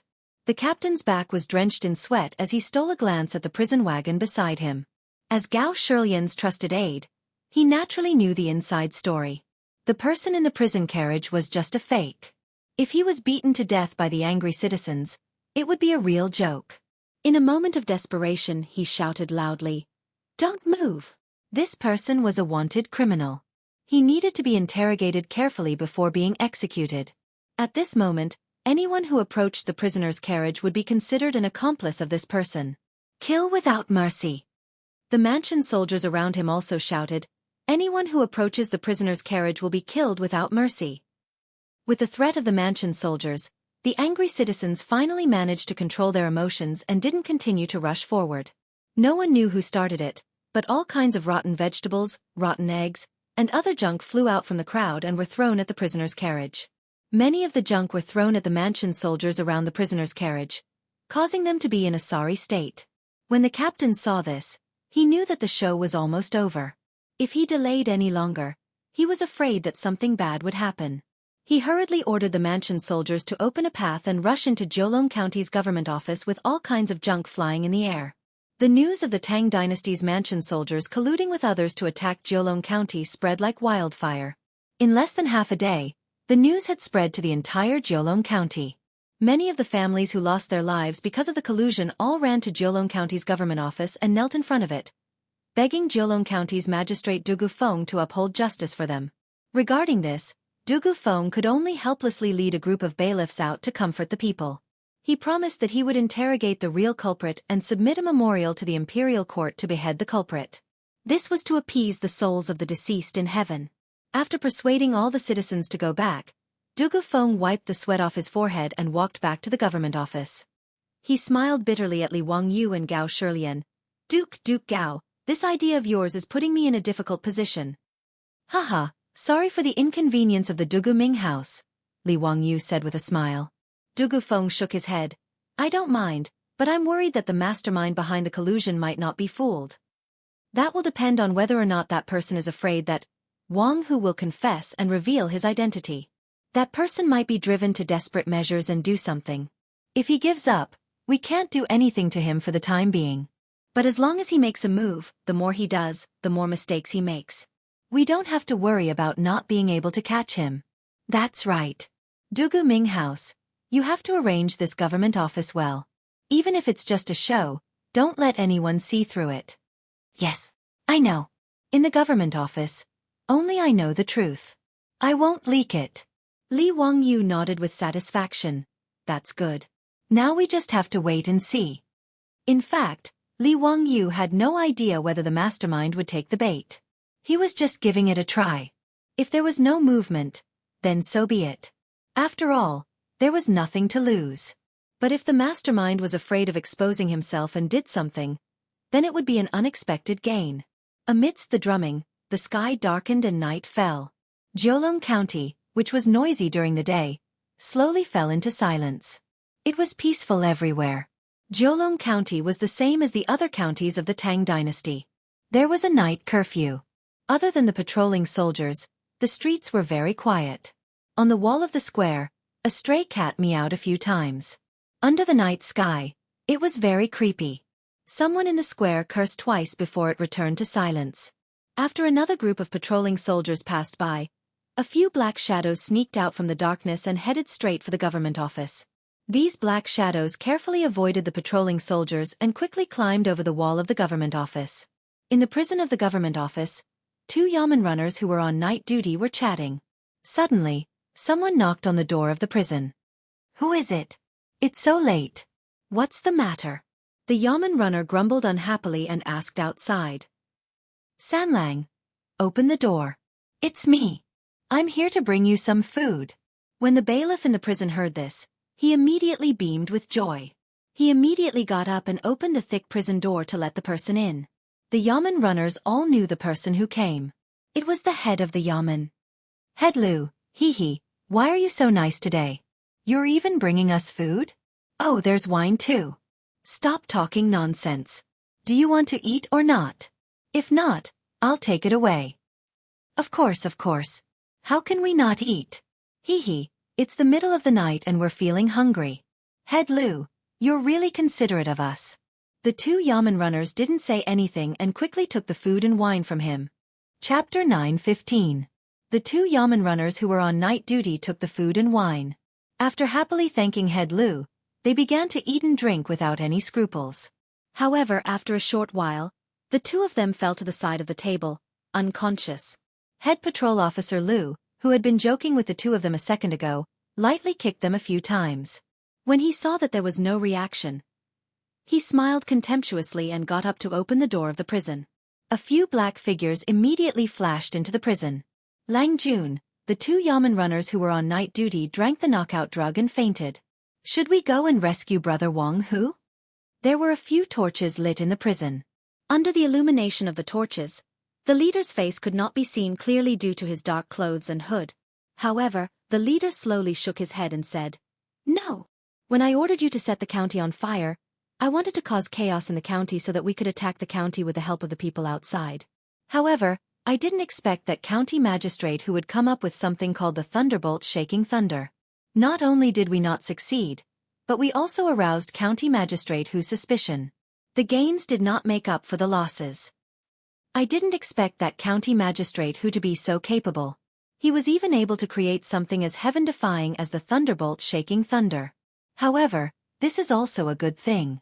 It doesn't matter if we break into Jiulong County or not. The most important thing now is to get the recipe for the thunderbolt shaking thunder."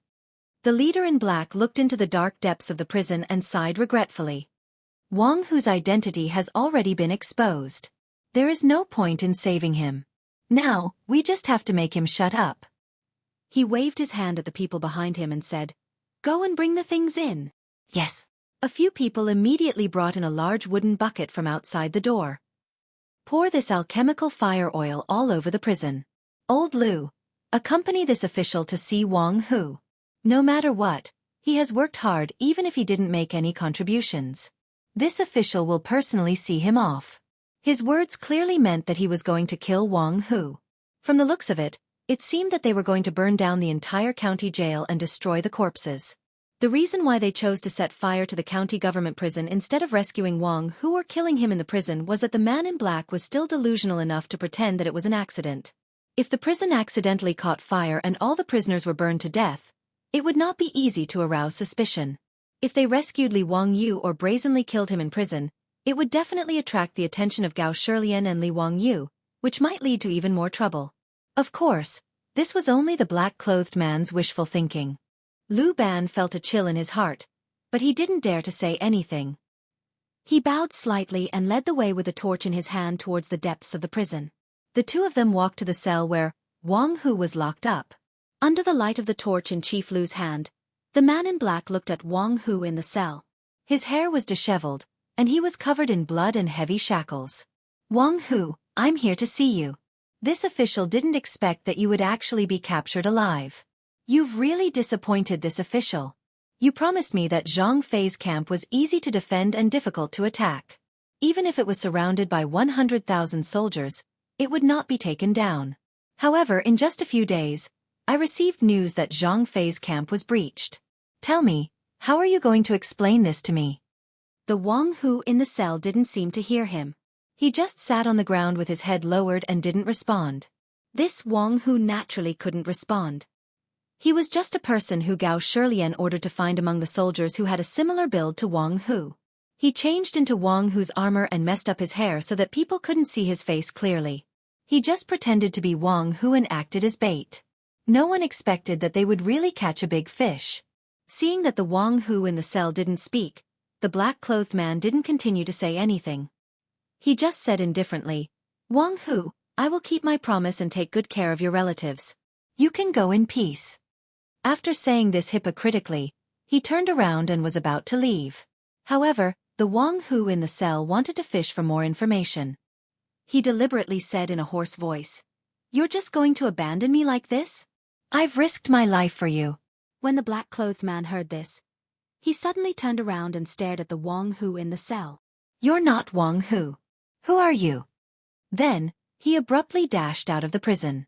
At this time, as long as he wasn't too stupid to be saved, he would know that he had been fooled. However, since this was a trap set up by Li Wangyu and Gao Shilian, how could they give him a chance to escape? Before the black-clothed man could run to the prison door, the originally closed cell door was forcefully pushed open from the outside. Outside the cell door were hundreds of fully armed soldiers with torches in their hands. How could the black-clothed man not understand now that he had fallen into a trap? He saw Li Wangyu and Gao Shilian walking out from among the soldiers and looking at the black-clothed man with smiles on their faces. Major Wang, the night is long. Are you also not in the mood to sleep? Li Wangyu couldn't help but tease as he recalled the lines in the Chinese novel Journey to the West. Under the illumination of the firelight, the face of the black-clothed man under the hood was revealed. It was the major of the Yi Province's Governor-General's office, Wang Yichuan. The muscles on Wang Yichuan's face twitched uncontrollably a few times before he finally forced himself to calm down. This humble official also didn't expect that Duke and Duke Gao would still be awake even though it's already so late. Li Wangyu and Gao Shilian looked at each other, then raised their heads and laughed. Aren't we waiting for Major Wang to walk right into our trap? I didn't expect that a fake Wang who would be able to trick Major Wang so easily. This humble official also didn't expect that Wang who was actually a fake. In that case, Wang who must be dead. Am I wrong? Wang Yichuan asked. Gao Shilian twirled his beard and smiled. That's right. When Wang who was captured, he had already committed suicide. When Wang Yichuan heard this, he laughed bitterly. It seems that this humble official really did think himself clever. It's a pity that I didn't see through Duke Gao and Duke's plan. Otherwise, how would I have walked right into your trap? Li Wangyu shook his head and laughed. No. Major Wang, you're wrong. Even if you didn't appear tonight, I'm afraid that you wouldn't be able to hide for much longer. I've long suspected that you were the mastermind. Oh? How did this humble official give myself away? How did I make Duke suspect me? Wang Yichuan asked curiously.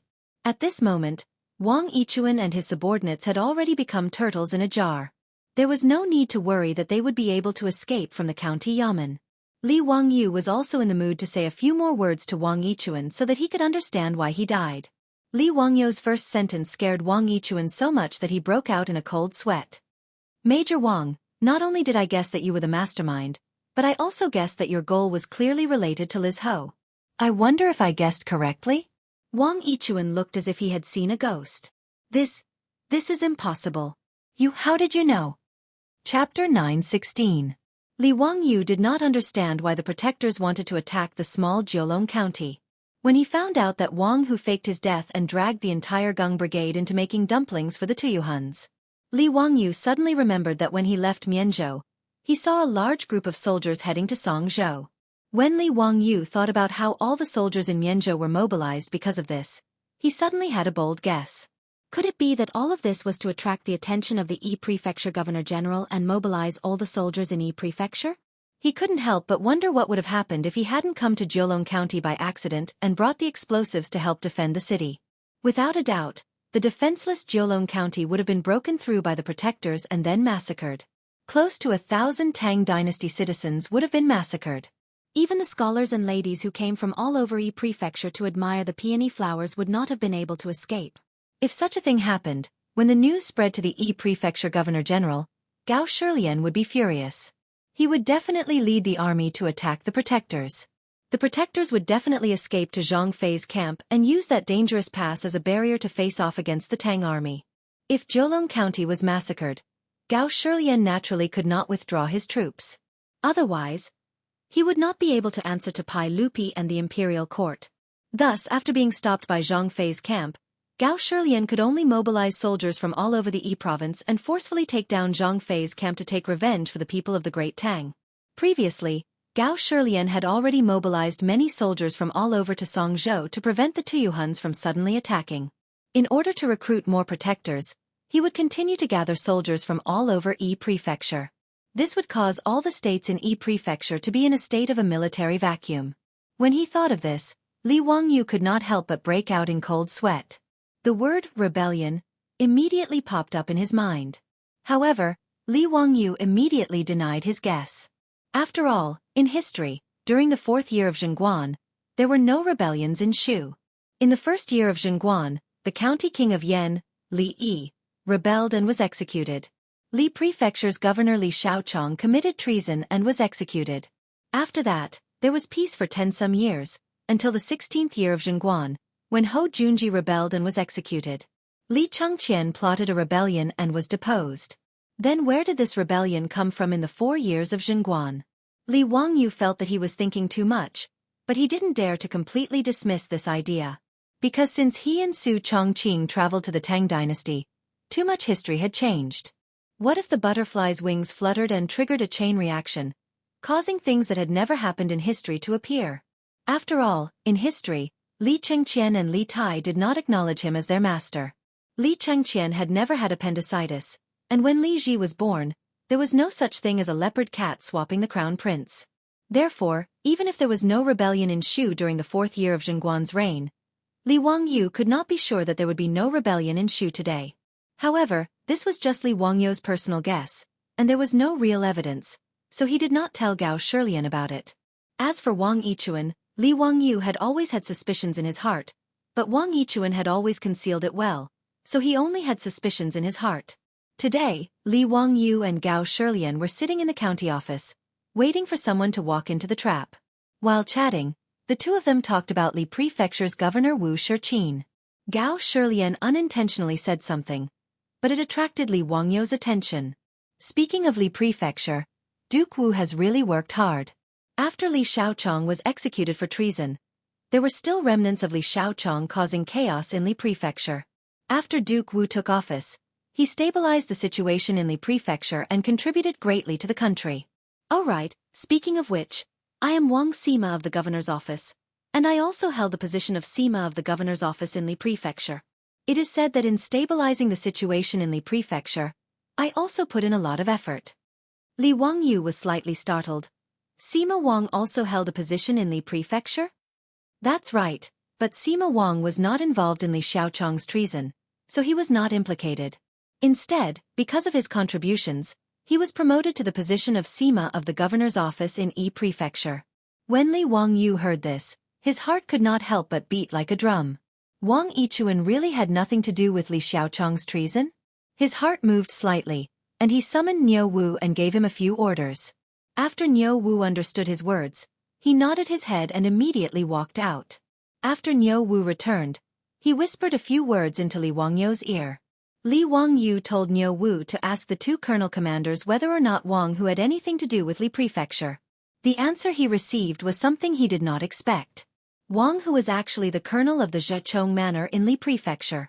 Because he was implicated in Li Shaochong's treason, he was moved out of Li Prefecture and demoted to colonel. Li Wangyu did not believe that this was all a coincidence. At this moment, he started to suspect that Wang Yichuan and Wang Hu were the trusted aides of Li Shaochong in Li Prefecture. Therefore, after Wang Yichuan had been captured, Li Wangyu had purposely said this to trick Wang Yichuan and verify his guess. Who would have thought that he would be right? Just looking at Wang Yichuan's expression like he had seen a ghost, Li Wangyu knew that his guesses were right. This Wang Yichuan and Wang Hu really did have something to do with Li Shaochong. However, Li Wangyu was still confused. Did that Li Shaochong really have such great charm? He had already died for 4 years, and there was still someone who wanted to inherit his dying wish and try to start a rebellion in the Shu lands? Such a huge scheme, Li Wangyu did not believe that Wang Yichuan alone could do it.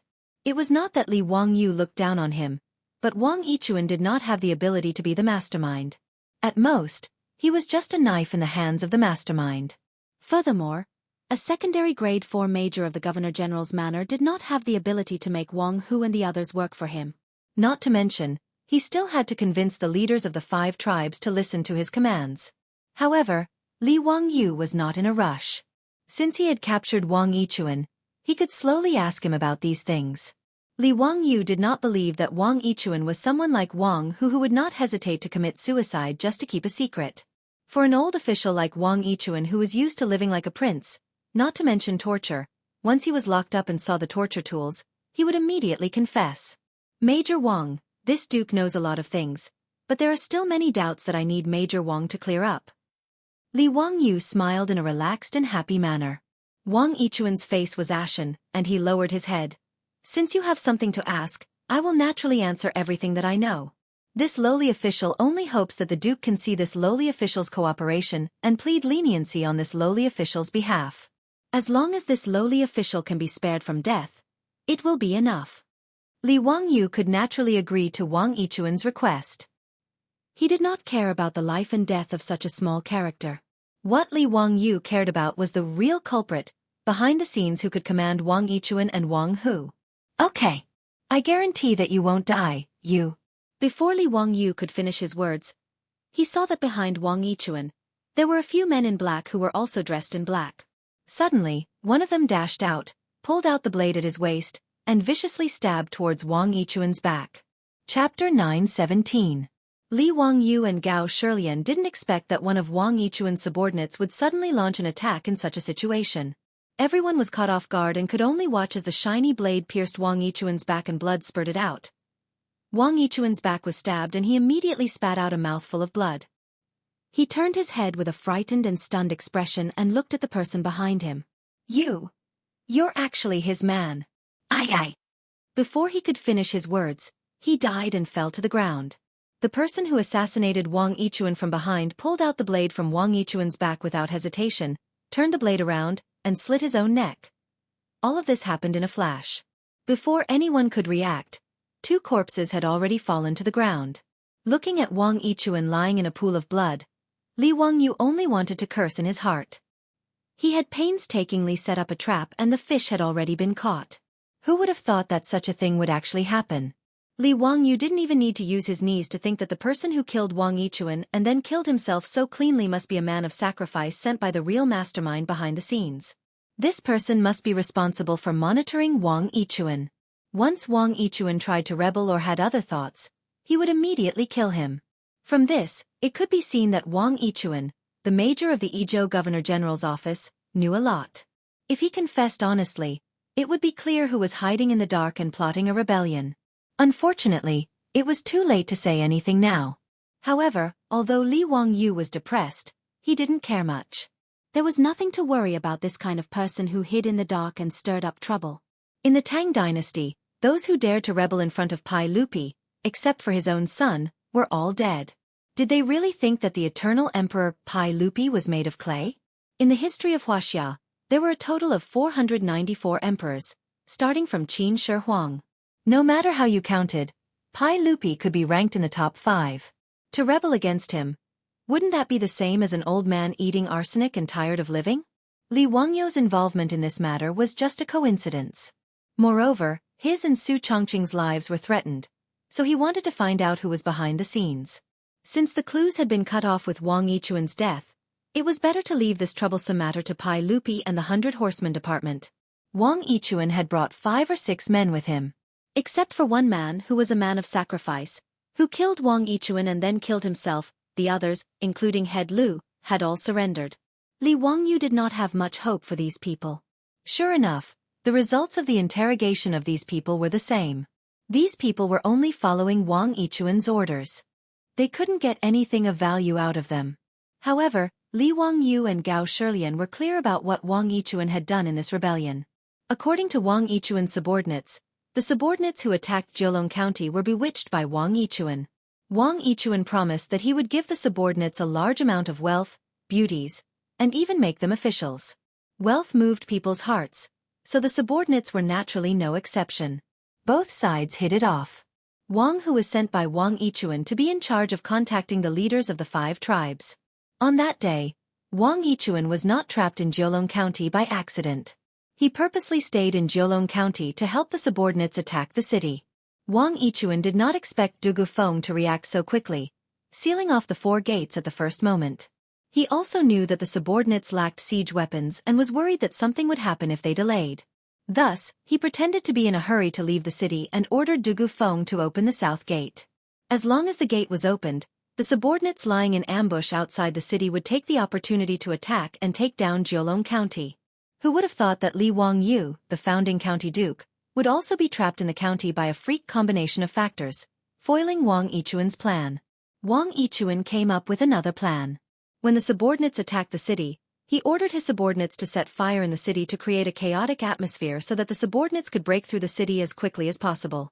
Who would have thought that Li Wangyu would come up with something like explosives? Not only did they save Jiulong County, they also scared off thousands of subordinates. Regarding this, Wang Yichuan could only scold the subordinates for being useless. He could only continue to pretend to be a good person in front of Li Wangyu. When Gao Shilian led the army to attack, Wang Yichuan did not panic. After all, He knew how dangerous Zhang Fei's camp was. However, he did not expect that in just a few days, the impenetrable Zhang Fei's camp would be broken through by 2,000 soldiers and all of the subordinates were captured. This made Wang Yichuan very worried as he did not know whether Wang Hu could escape or not. After all, Wang Hu knew too many of his secrets. If Wang Hu was captured, his head would probably fall to the ground. Hence, after knowing that Wang Hu was captured and locked up in Jiulong County's prison, Wang Yichuan anxiously led his subordinates to personally kill him. However, he did not expect that not only would he fall into a trap, but he would also be killed. As for what happened in Songzhou, Wang Yichuan and the person behind the scenes, and what Tuyuhun had done, these people did not know. After understanding all this, Li Wangyou's confusion was mostly solved. As for how to find the person behind the scenes and how to deal with the aftermath, that was Gao Shilian's problem and had nothing to do with him. Li Wangyou led the 3 girls and followed Gao Shilian to Chengdu County. Since he had been discovered by Gao Shilian, he could not escape. Furthermore, Su Chongqing had achieved his goal of being knighted. Li Wangyou planned to play around in Chengdu for a while before returning to Chang'an. Gao Shilian had sent someone to deliver the news of what had happened in Yizhou and the discovery of Li Wangyou to Chang'an City via an express delivery of 800 miles. Pai Lupi was naturally furious about this. On one hand, he hated that someone dared to collude with the Tuyuhun and rebel. On the other hand, he was angry that Li Wangyou, that bastard, had run away for a few months. Pai Lupi ordered the 100 Cavalry Department and Gao Shilian to continue searching for the culprit. He also ordered Gao Shilian to immediately send people to escort Li Wangyou back to Chang'an. Li Wangyou could only shrug his shoulders and say goodbye to Gao Shilian. Under the escort of a large group of people, he followed the Taurus Road and headed back to Chang'an. On the way to Li Prefecture, Wu Shixian saw Li Wangyou again and smiled bitterly. "Duke, you've deceived this lowly official quite a bit." Li Wangyou smiled and touched his nose. "Haha, Duke Wu, please don't blame me. I was just having fun." "Oh right, where is Main Yang? Did she go to Chang'an?" "I have already ordered people to escort Main Yang to Chang'an. I think Duke will return to the academy." Before Wu Shixian could finish speaking, Niu Wu rushed in with a panicked look on his face. His words shocked Li Wangyou and Wu Shixian. "Lang Jun, something bad has happened. News from Chang, and says that Duke Du has passed away." Li Wangyou heard this and was stunned for a few seconds. Then his face turned pale. Chapter 9:18. Du Ruhui. Courtesy name Kemming. He was the head of the 18 scholars of the Duke of Qin's residence, and one of the 24 meritorious officials of the Lingyan Pavilion. He had served as the Minister of War and the Minister of Personnel. Together with Fang Xianling, he was known as Fang Mao Du Duan. He had assisted Li Shimin in establishing the rule of Zhongguan.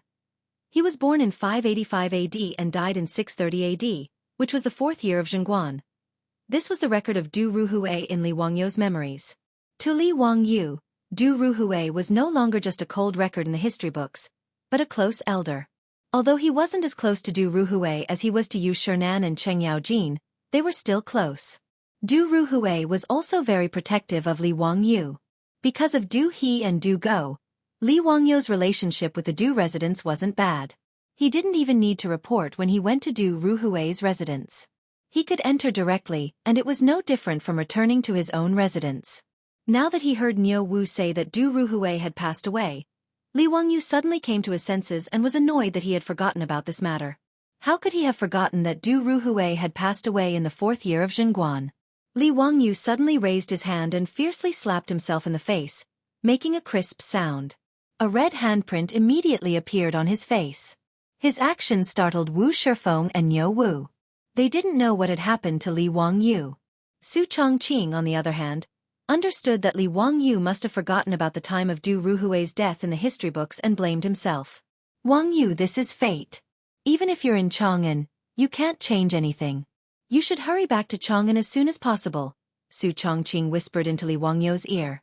Li Wangyou nodded with red eyes. "Chongqing, you go with Avro and the others. I'll take Niu Wu and go first." Go ahead. Be careful on the way. Niu Wu, Zhang Xian, the 3 of you protect Wangyou." Li Wangyou nodded. He didn't say anything more. He hurriedly led Niu Wu and the other 2 guides. The 6 of them jumped onto their horses and galloped towards the Taurus road. Just as Su Chongqing thought, his heart was filled with regret. If it weren't for the fact that he had been living too comfortably for the past 2 years and had completely forgotten about this matter, he wouldn't have run away from home at such a time. If he had been in Chang'an, he would have asked Sun Simiao to diagnose Du Ruhui's illness earlier. With the help of penicillin, perhaps this generation's famous prime minister would not have died so quickly. Even if he and the medicine king Sun Simiao were powerless to reverse the situation, shouldn't he, as a good friend of the 2 brothers, Do He and Do Go, accompany this elder in his final days? He could only blame himself. When he left Zhengzhou and saw Du Ruhui's haggard face, he only thought that it was because he had been running around. He completely did not think that the 4th year of Zhenguan would be the end of Du Ruhui's life. Thinking of this, Li Wangyu hated that he couldn't slap his own mouth a few more times. Niu Wu and the other 2 naturally didn't know what Li Wangyu was thinking, but seeing their Lang Jun urging his horse to gallop, they could only increase the speed of their whips and follow closely to protect him. No matter how good a horse was, it couldn't gallop for long distances. Therefore, if they wanted to hurry, they had to change horses. Fortunately, the Taurus road had relay stations of various sizes that could be used to change horses. The reason Li Wangyu only brought Niu Wu and the other 4 with him was because there was a limit to the number of post horses. According to the laws of the Tang dynasty, Li Wangyu, as a second-rank county duke who founded the country, could change 6 post horses at a time at the relay station. If there were more people, the relay station would not be able to provide enough horses for them to change horses. Li Wangyu's group of 6 was like an 800 li express delivery. Every 20 li, they would change horses at the relay station. Changing horses didn't stop as they galloped towards Chang'an. Li Wangyu galloped for more than 1,000 li without hesitation. Finally, on the 3rd day, he rushed into Chang'an's illustrious Virtue Gate, covered in dust and exhaustion. Li Wangyu didn't even have time to change his clothes before leading Niu Wu and the others to Du Ruhui's residence. It was already the 10th day since Du Ruhui's death, but there were still many guests who came to pay their respects. Du Ruhui was the right servant and the founding duke of the country. Naturally, his funeral was very complicated and there were many rules of the imperial court. In the Tang dynasty, the death of a 3rd-rank official and above was called deceased, a 5th-rank official and above was called soldier, and a 6th-rank official and below was called deceased. From the size of the grave, the coffin, the burial clothes, and the mourning clothes, there were strict rules. For Du Ruhui's funeral, the minister of Honglu was in charge of the funeral, and the rules were similar to that of a noble.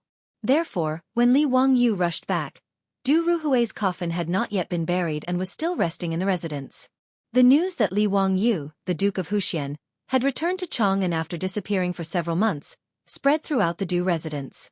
The guests who came to pay their respects all looked over. He didn't have time to greet the guests he was familiar with and rushed straight to Du Ruhui's coffin room to pay his respects to this venerable elder. But before Li Wangyu entered the coffin room, he saw several people rushing out. It was the 2 brothers, Du He and Du Go, dressed in mourning clothes, and a group of foppish sons behind them. Li Wangyu was just about to say something to comfort the Du brothers when he saw Du He and Du Go. Their eyes immediately turned red when they saw Li Wangyu. They looked like they were about to devour someone, and they swung their fists at Li Wangyu. Li Wangyu! You bastard! My father is dead. Why did you come back? I'll beat you to death, you bastard. Why weren't you in Chang, and when my father was sick? If it weren't for Niu Wu and the Zhang brothers' quick reactions, stopping Du He and Du Go, Li Wangyu would have been beaten up by the agitated Du brothers. Li Wangyu couldn't help but be stunned. Although he felt a little guilty about Du Ruhui's death, what did it have to do with him? Why were Du He and Du Go so agitated? Why did it seem like he had caused Du Ruhui's death?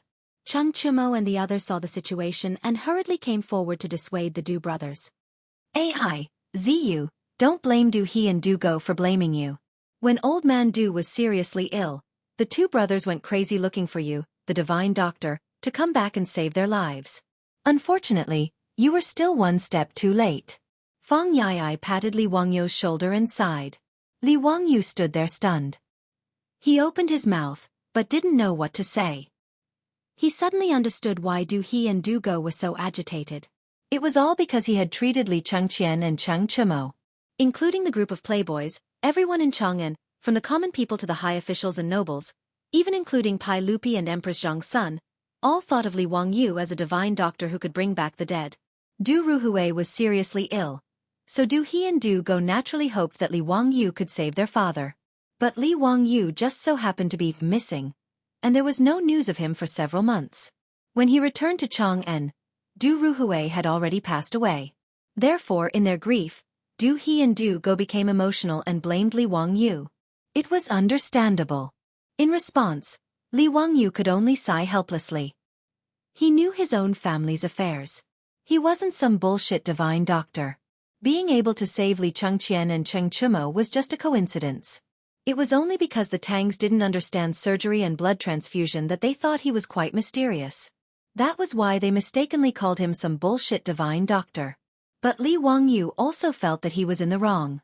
He could only pretend to be an ostrich in front of the Du brothers' agitation. Chapter 919. In fact, when Du Ruhui was seriously ill, the Du family had already gone to Xianwei and asked Sun Simiao and Zhang Baozong to diagnose him. However, Du Ruhui's illness was beyond cure and could not be cured with the power of medicine. Even with penicillin, it was not a miracle drug that could cure all diseases. Therefore, Sun Simiao and the others could not do anything. After delaying for a period of time, Du Ruhui finally left the mortal world and traveled to the west on a crane. Li Wangyu could naturally understand Du He and Du Go's emotions.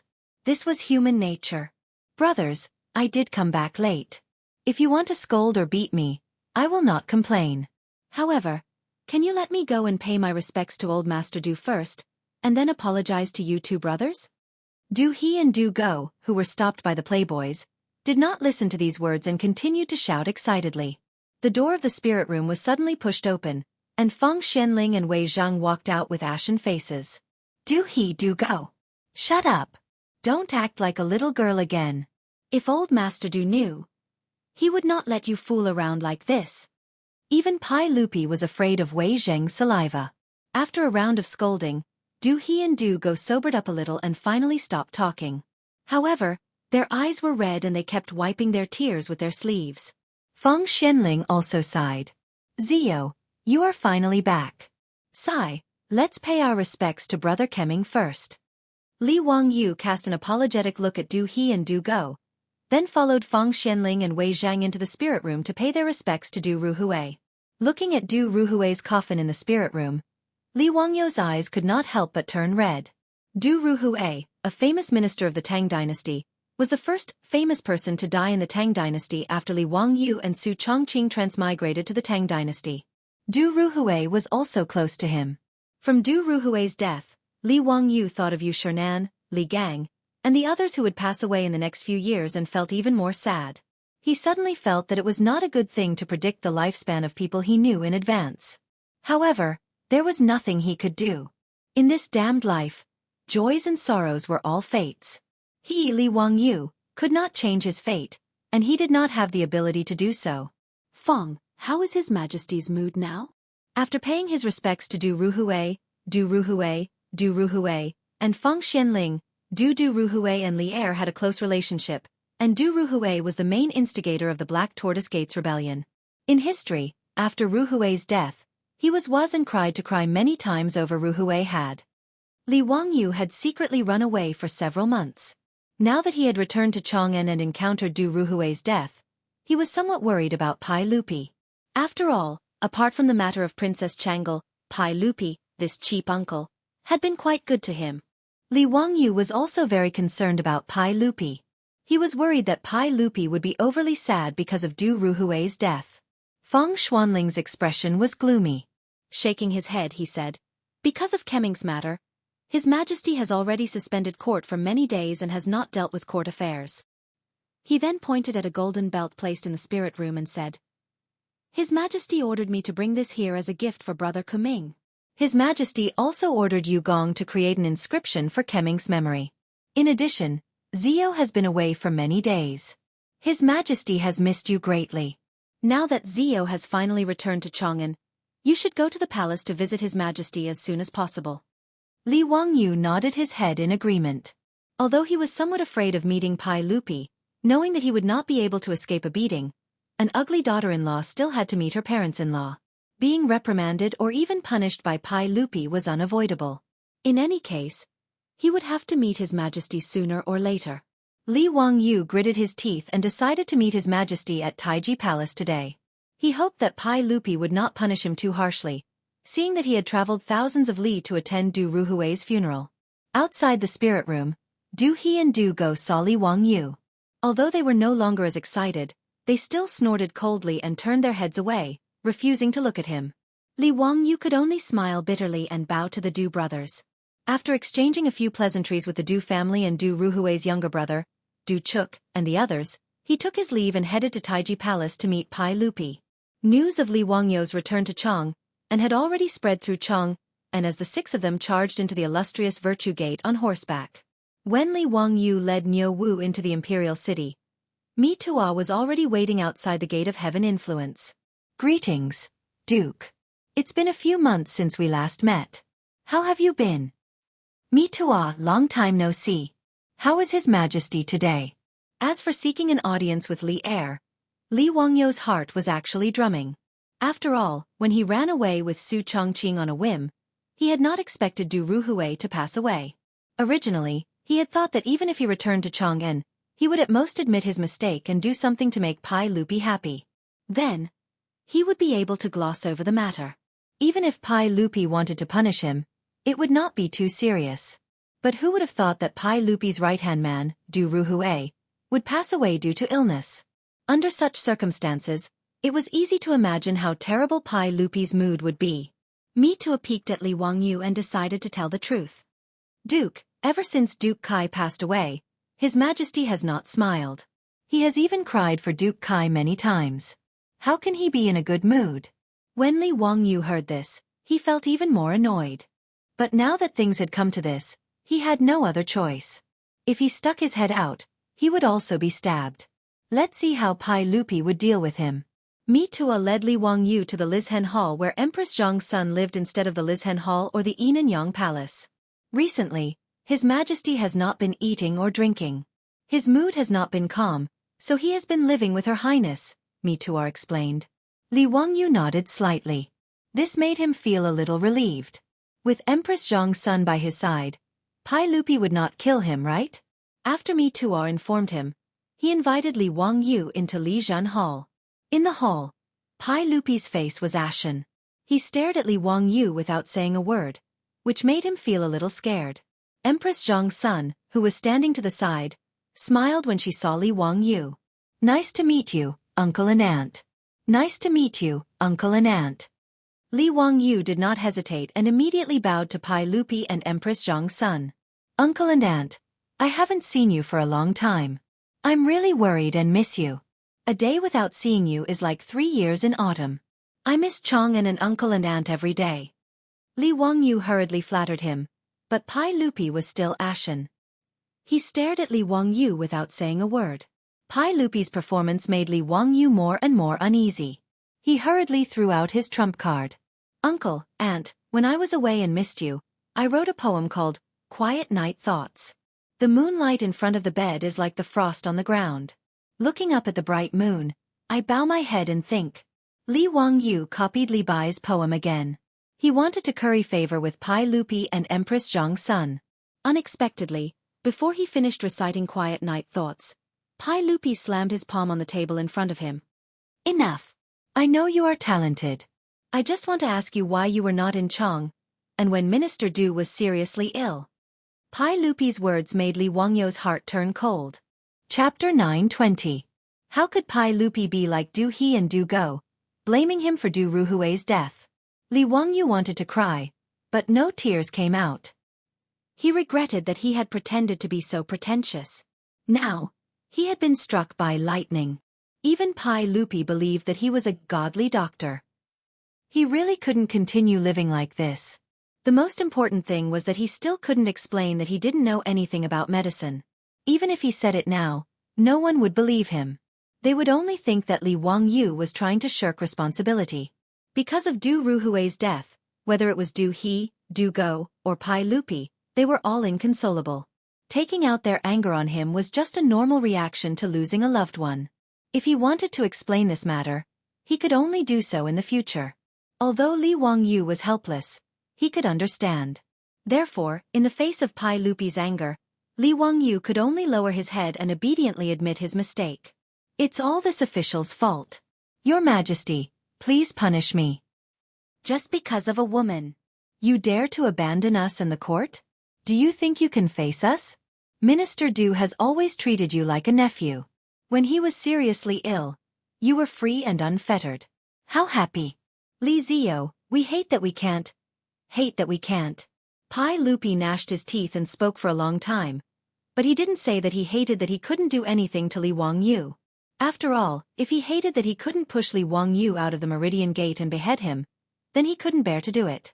After all, this was his nephew, the teacher of his children, and his future son-in-law. Empress Zhang's son understood her husband. Seeing that Pai Lupi was at a loss for words, she hurriedly tried to smooth things over. Erlang, don't be angry. Zio is still young. It's normal for him to be playful. I heard that Zio rushed back from Yizhou. Look at this child's travel-worn appearance. Erlang, don't blame him anymore. Li Wangyu thought to himself, sure enough, the mother-in-law dotes on her son-in-law. Bah, there seems to be something wrong with this. He hurriedly took advantage of the situation and put on a very aggrieved expression. Little nephew heard that Duke Du had passed away in Lizhou, so I immediately traveled 800 miles in a hurry, not daring to rest for a moment. I rushed back to Chang'an in 3 days, just to send Duke Du off on his last journey. Empress Zhang's son nodded lovingly and said, thank you for your hard work. You must be exhausted after rushing back to Chang'an from Lizhou in 3 days. Humph. Tired my ass. Pai Lupi coldly snorted. He still has the face to come back. Li Wangyu rolled his eyes in his heart. Why did Pai Lupi's words sound so weird? However, after Empress Zhang's son spoke, Pai Lupi's extremely ugly expression finally eased a little. Pai Lupi continued, even if the Empress pleads for you, don't think that this matter is over. You can avoid the death penalty, but you can't escape punishment. Li Wangyu was too lazy to retort. People have no choice but to lower their heads under the eaves. He could only obediently lower his head and admit defeat. Yes, it's all little nephew's fault. Uncle, just deal with it. Little nephew accepts the beating and punishment. Since that's the case, I will remove your title of nobility. Are you willing? Remove my title? Li Wangyu was slightly stunned. He didn't expect Pai Lupi to give such a punishment. He didn't care if his title was removed. In any case, with his current status, even if he didn't have a title of nobility, it didn't seem to be a big deal. As long as Pai Lupi still recognized him as his nephew, Li Chengqian, Li Tai, and Li Ji were still his disciples. There wasn't much difference whether they had a title or not. Moreover, he had many businesses, all of which were in partnership with the imperial family. He also had Chang Yaojin and a group of dukes as his backing. Who would dare to stretch out their claws towards him? Even if it was an aristocratic family, would they dare to treat Li Wangyu like a commoner and humiliate him? Originally, Li Wangyu was worried that Pai Lupi would throw him into prison in a fit of anger. Although he had been to prison a few times during the Tang dynasty, he had visited both the prison in Chang'an and the prison in the censorate. He hadn't suffered any grievances. However, if he could avoid going to prison, it was better not to. It wasn't something to be proud of. Compared to going to prison, removing his title wasn't a big deal. I'm willing. Little nephew did something wrong and naturally should be punished. Little nephew will have no complaints about how uncle deals with me. Good, since that's the case, I will issue a decree to remove your title of nobility. All right, that's it. I'm tired. You can leave. Scram back to Dingzhou village. If you don't have my decree, then obediently stay in Dingzhou village. If you dare to enter Chang'an without reason, I will immediately order people to arrest you and send you to prison. Do you understand? Yes, little nephew understands. Li Wangyu was speechless. He was F*King grounding himself. He didn't dare to argue. He obediently took off the goldfish talisman from his waist and gently placed it on the table in front of Pai Lupi. After bowing to Pai Lupi and Empress Zhang's son again, he left Lijian Hall. Outside the hall, Mi Tuo was still guarding the door. When he saw Li Wangyu come out, he quickly greeted him. Your Highness, Your Highness, my ass. Li Wangyu directly interrupted Mi Tuo and pointed to his empty waist. See, The goldfish talisman is gone. Now I don't have a title of nobility. I'm just a commoner. Don't mention anything about your highness. Mi Tuo was stunned. He looked at Li Wangyu and then at the door of Lijian Hall. He couldn't figure out what game the uncle and nephew were playing. Your highness, you don't have to worry. Maybe Her Majesty is still angry. After some time, when Her Majesty's anger subsides, your highness title will naturally come back. Mi Tuo didn't dare to really treat Li Wangyu as a commoner. He said very carefully. Li Wangyu was too lazy to say anything more. He lifted his foot and walked out.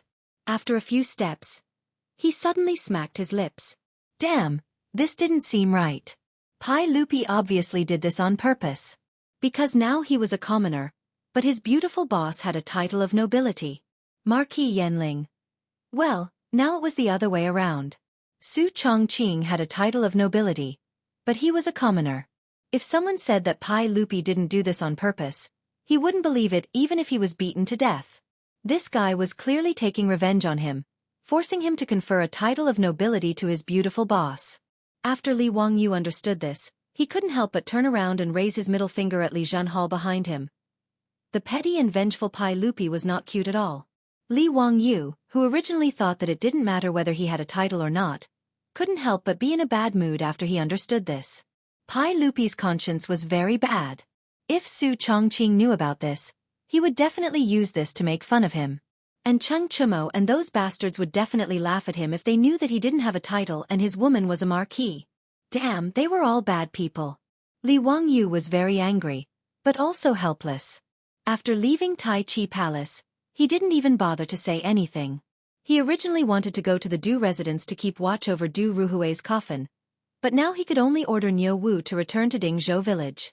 After galloping all the way back to Dingzhou village, Li Wangyu pulled on the reins. Looking at the Xanadu that he and Su Chongqing had personally created, Li Wangyu's bad mood from Du Ruhui's death finally eased a lot. The men and women in the village were overjoyed when they saw that their Lang Jun had returned. They all rushed forward to greet Li Wangyu. Lord Ju is back. Duke is back. That's great, Duke is well. No wonder this morning, I heard the magpies chirping. So Duke is back. When Li Wangyu heard this, his face instantly turned black. There's one more later. Chapter 921. This group of farmers simply touched the pot that did not boil. Duke my ass. Li Wangyu laughed and scolded, then pointed to his waist. Do you see that? The goldfish talisman is gone, and my title has been stripped by His Majesty. Now I am also a commoner, so don't mention the bullshit Duke or Duke anymore. His words made the villagers look at each other. How could their main family's title be taken away without any reason? The villagers didn't know what had happened, so they couldn't help but feel worried. Dingzhou village relied on Li Wangyu to be where it was today, and the villagers were naturally well aware of this. It could be said that Dingzhou village and Li Wangyu were grasshoppers on the same rope, and all the glory and disgrace belonged to Li Wangyu alone. How could they not be worried when they heard that Li Wangyu's title had been stripped away by the sage? The old villager walked out from the crowd and greeted Li Wangyu with a smile. Duke, what are you saying? You are still our main family even if you don't have the title. Moreover, even if you don't have the title, isn't the sage still your uncle? These words immediately reminded the villagers, and they all laughed. In the eyes of these simple men and women, since Li Wangyu was the nephew of the sage, what difference did it make if he didn't have the title? Moreover, the crown prince was Li Wangyu's disciple, so what was there to worry about? The villagers of Dingzhou village were no longer illiterate like they used to be. Not to mention that the children of the right age from each family were now studying in the Tang dynasty's academy. Even Li Chengqian and Li Tai often came to the village to play with their classmates. Because they came too often, and because their children were always hanging out with Li Chengqian, Li Tai, and the other princes, the mystery of the royal family had long disappeared in the eyes of the villagers of Dingzhou village. The villagers of Dingzhou village were the only ones who could treat the royal family as ordinary people. While everyone was joking around, the old housekeeper Li Hang and Niu Yong rushed over after receiving the news. Lang Jun, you're finally back. I've missed you so much, old slave. Li Heng's face was full of excitement, and with a bit of grievance, he squeezed to Li Wangyu's side and grabbed Li Wangyu's sleeve, unwilling to let go. Li Wangyu almost got goosebumps from Li Heng's tone and expression. This old man was already so old. Who was he trying to act cute for? When Li Heng heard that Li Wangyu's title as the Duke of the founding county had been removed by Pai Lupi, his words made Li Wangyu even angrier. Lang Jun lost his title? Anyway, Lady Su was now a marquis. TSK. Marquis Yanling was the first female marquis since the creation of the Tang dynasty. It's just that the plaque of the mansion is troublesome. Lang Jun lost his title, but the plaque of the Duke of the Huxian County's mansion can't be hung. Should it be replaced with the plaque of Marquis Yanling's mansion? Li Heng's words even attracted the gossip of the surrounding villagers. They began to discuss what should be written on the plaque of Li Wangyu's mansion. Old me has to see the plaque of Marquis Yanling's mansion. This is the rule. No. Where is the Duke? It's better to hang a plaque of Lai Hot. Just don't hang anything to save trouble. Tisk. Forget about the plaque of the Duke's mansion. The key is that the Ministry of Works sent people to build the hang gate according to the regulations of the founding county duke. Now that the Duke's title is gone, does the hang gate have to be demolished? Bullshit. Ever since the Duke was conferred the title, the hang gate in front of the mansion has been changed a few times. Last time, when the Ministry of Works came to build the new hang gate, I chatted with the Ministry of Works official. The Ministry of Works was annoyed to help our Duke fix the hang gate. If it's demolished, it will have to be fixed again after a while. Wouldn't that be like having nothing to do after eating? Haha, that makes sense. That's not right. Lady Su is now a marquis. The hang gate in front of the mansion should be the regulations of the founding county marquis. The hang gate of the founding county duke is against the regulations. I think the Ministry of Works will have to come and fix it. But there's no reason to build two hang gates, right? Haha. It seems that the Ministry of Works officials are having a headache now. Should they tear down the hang gate of the county duke and replace it with the marquis, or should they just ignore it? In the Tang dynasty, there were regulations for the residences of the commoners and officials of the imperial court. Under normal circumstances, they could not be violated. Li Wangyu's manor was specially approved by Pai Lupi. Moreover, it was not built according to Chinese standards.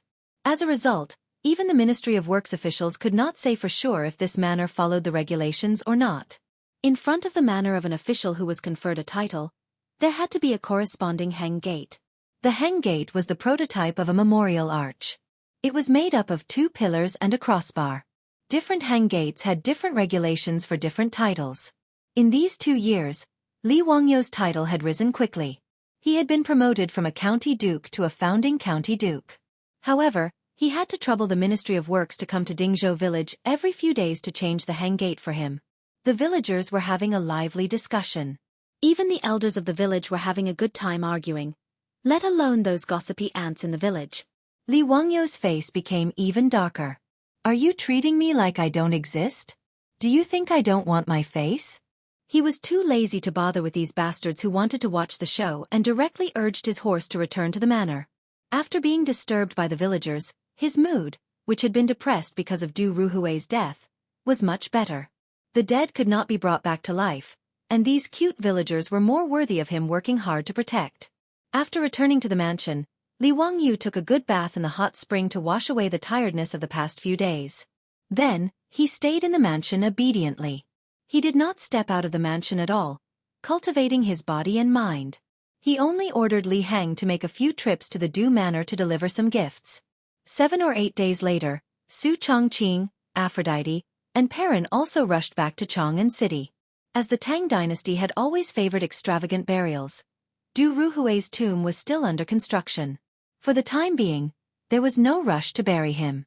This was a very normal thing. In the Book of Rights, Royalty, it was recorded that kings died in 7 days and were buried in 7 months. Vassals died in 5 days and were buried in 5 months. Physicians were buried in time.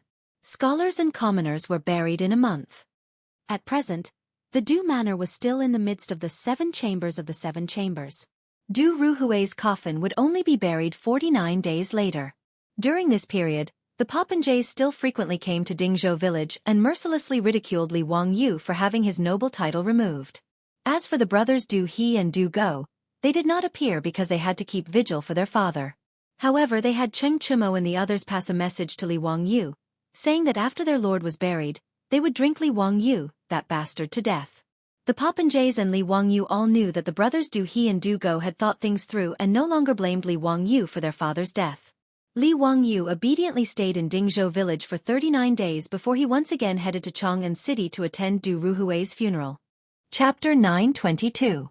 After Du Ruhui's burial, Chang'an regained its peace. After all, in this world, the earth would continue to rotate even if someone left it. The dejected Pai Lupi slowly calmed down from the pain of losing his beloved subject, while Du He and Du Go also gradually walked out of the haze of losing their father. Du Ruhui was posthumously conferred the title of Minister of War and Duke of Lai by Pai Lupi, with the posthumous title of Chung. However, Pai Lupi still didn't seem to have any intention of letting Li Wangyu off. More than a month had passed, but not only did he not restore his title, he didn't even lift his confinement order. Apart from giving Li Wangyu special permission to go out of Dingzhou village during Du Ruhui's burial, he was still not allowed to run around. It seemed that Li Wangyu's running away from home had really traumatized Pai Lupi, who had made up his mind to teach him a lesson. Li Wangyu didn't care at first, since there was nothing wrong with being an otaku. But as time passed, riding, swimming, eating, drinking, and having fun every day became meaningless, and he started to feel bored again. On this day, Li Wangyu still slept until late in the morning before lazily getting out of bed to change his clothes and wash up under the care of Perrin and Aphrodite. He then sprawled out on the recliner in a daze. Perrin and Aphrodite didn't idle around. As if serving a paralyzed patient, they fanned Li Wangyu and peeled all kinds of fruits to feed him. In short, with Li Wangyu's current appearance, if placed in the future, he would be a living landlord. Lang Jun, Principal Su is here. The old steward Li Hang came in to inform him. Li Wangyu didn't even bother to lift his eyelids. He snorted to indicate that he understood and indicated for him to bring him in. He also couldn't be bothered to be polite to Su Jingzong. It was currently midsummer, and the sun outside was scorching hot. When Su Jingzong was welcomed in by Li Hang, he was already sweating profusely. Seeing Li Wangyu's lackadaisical appearance, he couldn't help but laugh. "Duke, this lowly official is truly envious of your leisure. It's a pity that this lowly official still has to run around in this weather." After interacting with Li Wangyu for a long time and experiencing the murder of Yun Geiseman, Su Jingzong felt that he was Li Wangyu's trusted aide. Now that he was interacting with Li Wangyu, he was rather harmonious. Li Wangyu indicated to a servant girl in the fu to bring a towel soaked in cold well water to wash Su Jingzong's face. He also had someone bring him iced fruit and boiled water to quench his thirst. Only then did he open his mouth to say with a smile, "General Su, the capable are always busy. A lazy person like me naturally cannot be compared to General Su. Haha. On such a hot day, what brings you here today, General Su?" Su Jingzong very comfortably drank the iced drink in one gulp and handed the cup to the maidservant beside him, indicating for her to fill it to the brim. Only then did he turn his head and smile. "Duke, you really are a person of great status with short memories. It's almost September, and the academy should start recruiting students again. Naturally, you need to preside over the overall situation." His words cheered up Li Wangyu slightly. Pai Lupi had grounded him in Dingzhou village, but that did not include the Royal Academy of the Tang dynasty. Previously, the academy had been on summer vacation, but there were no classes. Therefore, Li Wangyu had not been to the academy. The official and private schools of the Tang dynasty naturally did not have such rules during the winter and summer vacations. Without a doubt, these were the rules that Li Wangyu had come up with. A school without winter and summer vacations was soulless. Although the Royal Academy of the Tang dynasty had only been open for a year, in Chang'an, and even in the Tang dynasty, it had gained a reputation as a Noda. Even in the name of the academy, the two words royal were a golden signboard. The number of people who signed up for this year's enrollment exceeded that of Zhanguan's 3 years ago. Not only did the common people of Chang'an, the rich merchants, and the high officials and nobles in Chang'an went to sign up. Even people from places as far away as Hunan, Hedong, and Jiannan brought their own children of the right age to sign up. Those who dared to travel so far to sign up in Chang'an were naturally smart children. It could be imagined that the number of students in the Royal Academy of the Tang dynasty this year would be greater than in previous years. However, how to enroll students this year was difficult for Su Jingzong. After all, the little tricks that Li Wangyu had come up with during the enrollment of the academy last year had already been widely spread.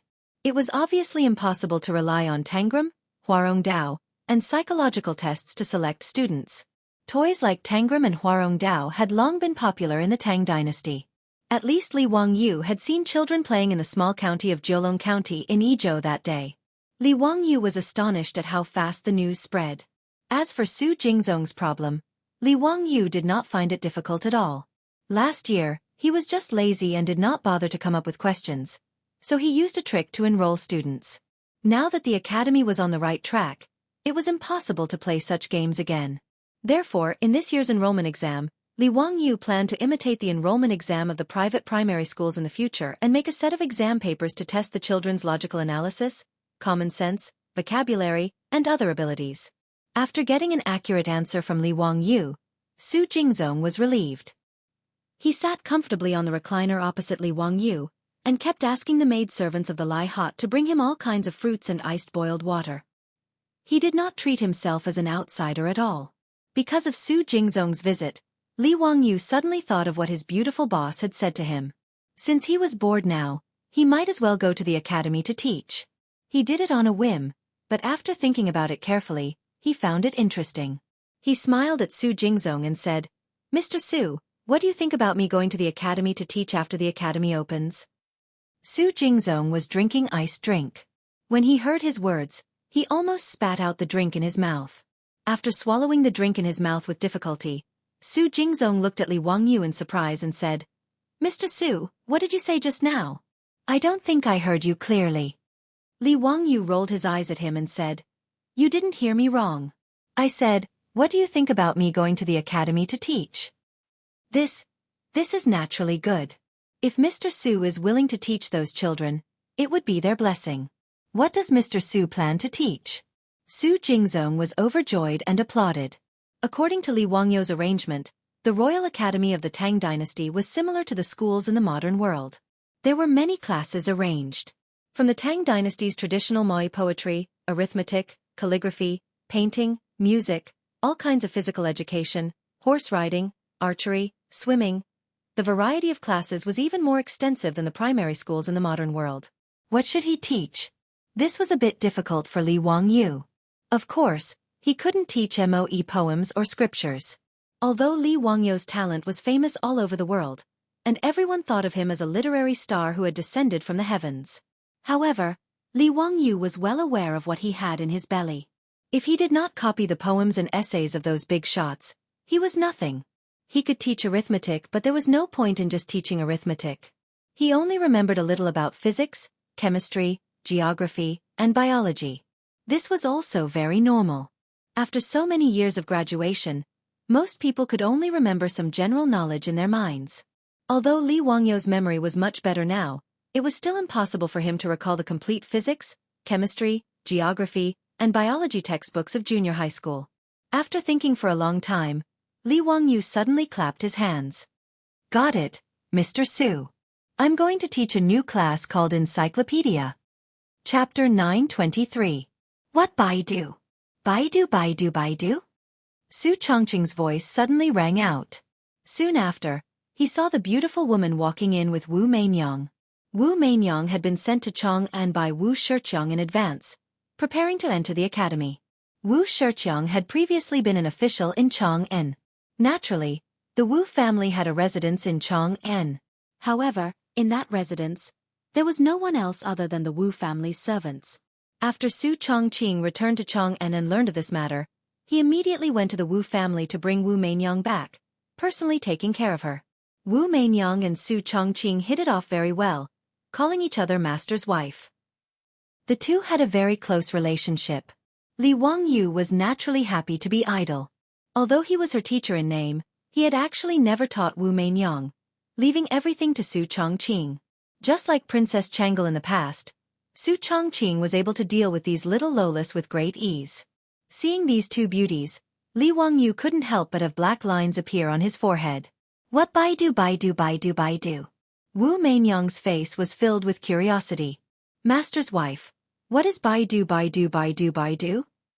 Seeing Su Chongqing appear, Su Jingzong hurriedly rose to pay his respects. At present, Su Chongqing was a bona fide county marquis who founded the country, a lower third-rank official. He was on the same level as Su Jingzong, the vice principal of the Imperial Academy of the Tang dynasty. However, although they were both lower third-rank officials, Su Chongqing's county marquis title was slightly higher than Su Jingzong's official title. After all, titles could be inherited. Although the inheritor was usually one rank lower than the original, Su Chongqing's children could inherit the title of county marquis. His grandson would be a county marquis, and his great-grandson would be a county marquis. After Su Chongqing returned the greeting, Su Jingzong smiled and asked, "What exactly did Marquis Yanling mean by what he said? I am also very curious." His beautiful superior had just walked to the door and happened to hear Li Wangyu say the word encyclopedia, so she casually replied. At this time, seeing that Su Jingzong was also in the living room, she felt that she had said something wrong, so she couldn't help but stick out her tongue. She smiled and said perfunctorily, "Nothing, I was just joking with Wangyu." She deliberately looked at Li Wangyu and pretended to be ignorant. "Wangyu, what did you say just now?" Li Wangyu rolled his eyes and explained, "Encyclopedist refers to the knowledge of astronomy, geography, nature, mechanics, medicine, literature, and other subjects." He smiled and said to Su Chongqing, "Just now I told Principal Su that I'm going to the academy to teach a new class called Encyclopedia. Hee, Chongqing, you also know that I know a little about everything, but I'm not good at it. However, it's perfect for broadening the horizons of the students of the academy." This time, Su Chongqing didn't expose him. Instead, he nodded and agreed. "Not bad, Wangyu, your idea is very good. I support it." Su Jingzong was stunned when he heard this. He couldn't believe it. Li Wangyu's words, in his opinion, were too exaggerated. Su Jingzong didn't know how to respond. According to Li Wangyu's definition of the so-called encyclopedia, it was simply a celestial figure like Zhuge Kongming who knew everything about astronomy and geography, knew everything about people, understood yin and yang, understood the 8 trigrams. Although Su Jingzong also admired Li Wangyu and felt that his talent was unparalleled, to say that there was nothing that he did not know was a little arrogant. In fact, Li Wangyu wasn't exaggerating. Although he was just an ordinary, underachiever in the future. However, he and Su Chongqing had experienced the baptism of the huge explosion of knowledge in the future. Their knowledge of the world in their minds was really unparalleled. It wasn't an exaggeration to say that he was knowledgeable and multi-talented. Of course, Su Jingzong didn't dare to say these words. Although Li Wangyu didn't have a noble title, he was still a shareholder of the Royal Academy of the Tang dynasty. As an employee, he didn't dare to criticize his boss for bragging. If Su Jingzong was a straightforward person, he wouldn't have been listed as the #1 treacherous official in history. If the Duke is willing to teach these skills to the students of the academy, it's their fortune. Who in Chong and City doesn't know that the Duke is the reincarnation of a powerful person who has great knowledge? Hearing the Duke say this, even this lowly official wants to attend the Duke's class and learn some knowledge from the encyclopedia. Su Jingzong's words made Li Wangyu laugh. He was very satisfied with this guy's level of supporting the Duke. Wu Mainyang's eyes also lit up. "Teacher, can Mainyang also attend the class?" "Of course." Li Wangyu nodded and rubbed Wu Mainyang's head lovingly. Although he was lazy and didn't personally teach Wu Mainyang, after interacting with her for a long time, he was quite fond of this little lowly. Now, neither he nor Su Chongqing treated Wu Mainyang as a future empress. After all, who wouldn't like a sweet and obedient little lowly who was only 6 years old? It would be crazy to treat Wu Mainyang with something that would disappear decades later. Su Jingzong asked with a smile, "Duke, how do you plan to teach this encyclopedia class? Are you only going to teach the first years?" Needless to say, the division between the first and second years was naturally made by Li Wangyu. There was no other reason. It was a habit and sounded pleasing to the ear. Li Wangyu was a lazy person. Although he planned to teach at the academy, he didn't plan to turn himself into a miserable teacher. Standing on a 3-foot podium every day, eating chalk dust, and speaking until his voice was hoarse. This kind of thing was very scary just thinking about it. Li Wangyu pondered for a moment and replied, "Isn't the academy's auditorium finished? How about this? In the future, I'll teach 1 day every 10 days in the academy's auditorium. As for the students who listen to the class, well, let all the students of the academy come and listen." This fellow's idea was to directly teach a big class like the universities in the future. The academy's auditorium was modeled after the theater of the Tang dynasty. The semicircular auditorium was used to receive and amplify the sound. In an era without loudspeakers, it was really troublesome to let everyone hear the voice of the person on the stage clearly. Fortunately, the skilled craftsmen of the Ministry of Works had figured out many tricks after building the theater of the Tang dynasty. Therefore, the scale of the Academy's auditorium was much larger than the theater. The theater of the Tang dynasty could only hold 300 audience members, but the Academy's auditorium could hold nearly 1,000 people. This was already a miracle in the Tang dynasty. Now, the Academy only had 500 students in one grade. If they recruited another grade this year, it would only be 1,000 people. It was just enough to accommodate all of them. Therefore Li Wangyu proposed this idea. Su Jingzong naturally agreed with this idea. He didn't care what Li Wangyu was going to teach. In short, it was fine as long as his boss was happy. Su Chongqing glared at Li Wangyu. He felt that this fellow was really too lazy. He only taught one class every 10 days, and he still had the nerve to say that he was going to teach at the academy. This fellow should just be lazy to death. Everyone chatted for a while. Just as Su Jingzong left, the old butler Li Hang came to report that Crown Prince Li Chengqian and King Yu Li Tai had come. Li Wangyu heard this and frowned. These two little bastards, why were they here again? Was it so easy to poach his younger brother's wife? I have something to do these 2 days, so I'll update last time. Chapter 924.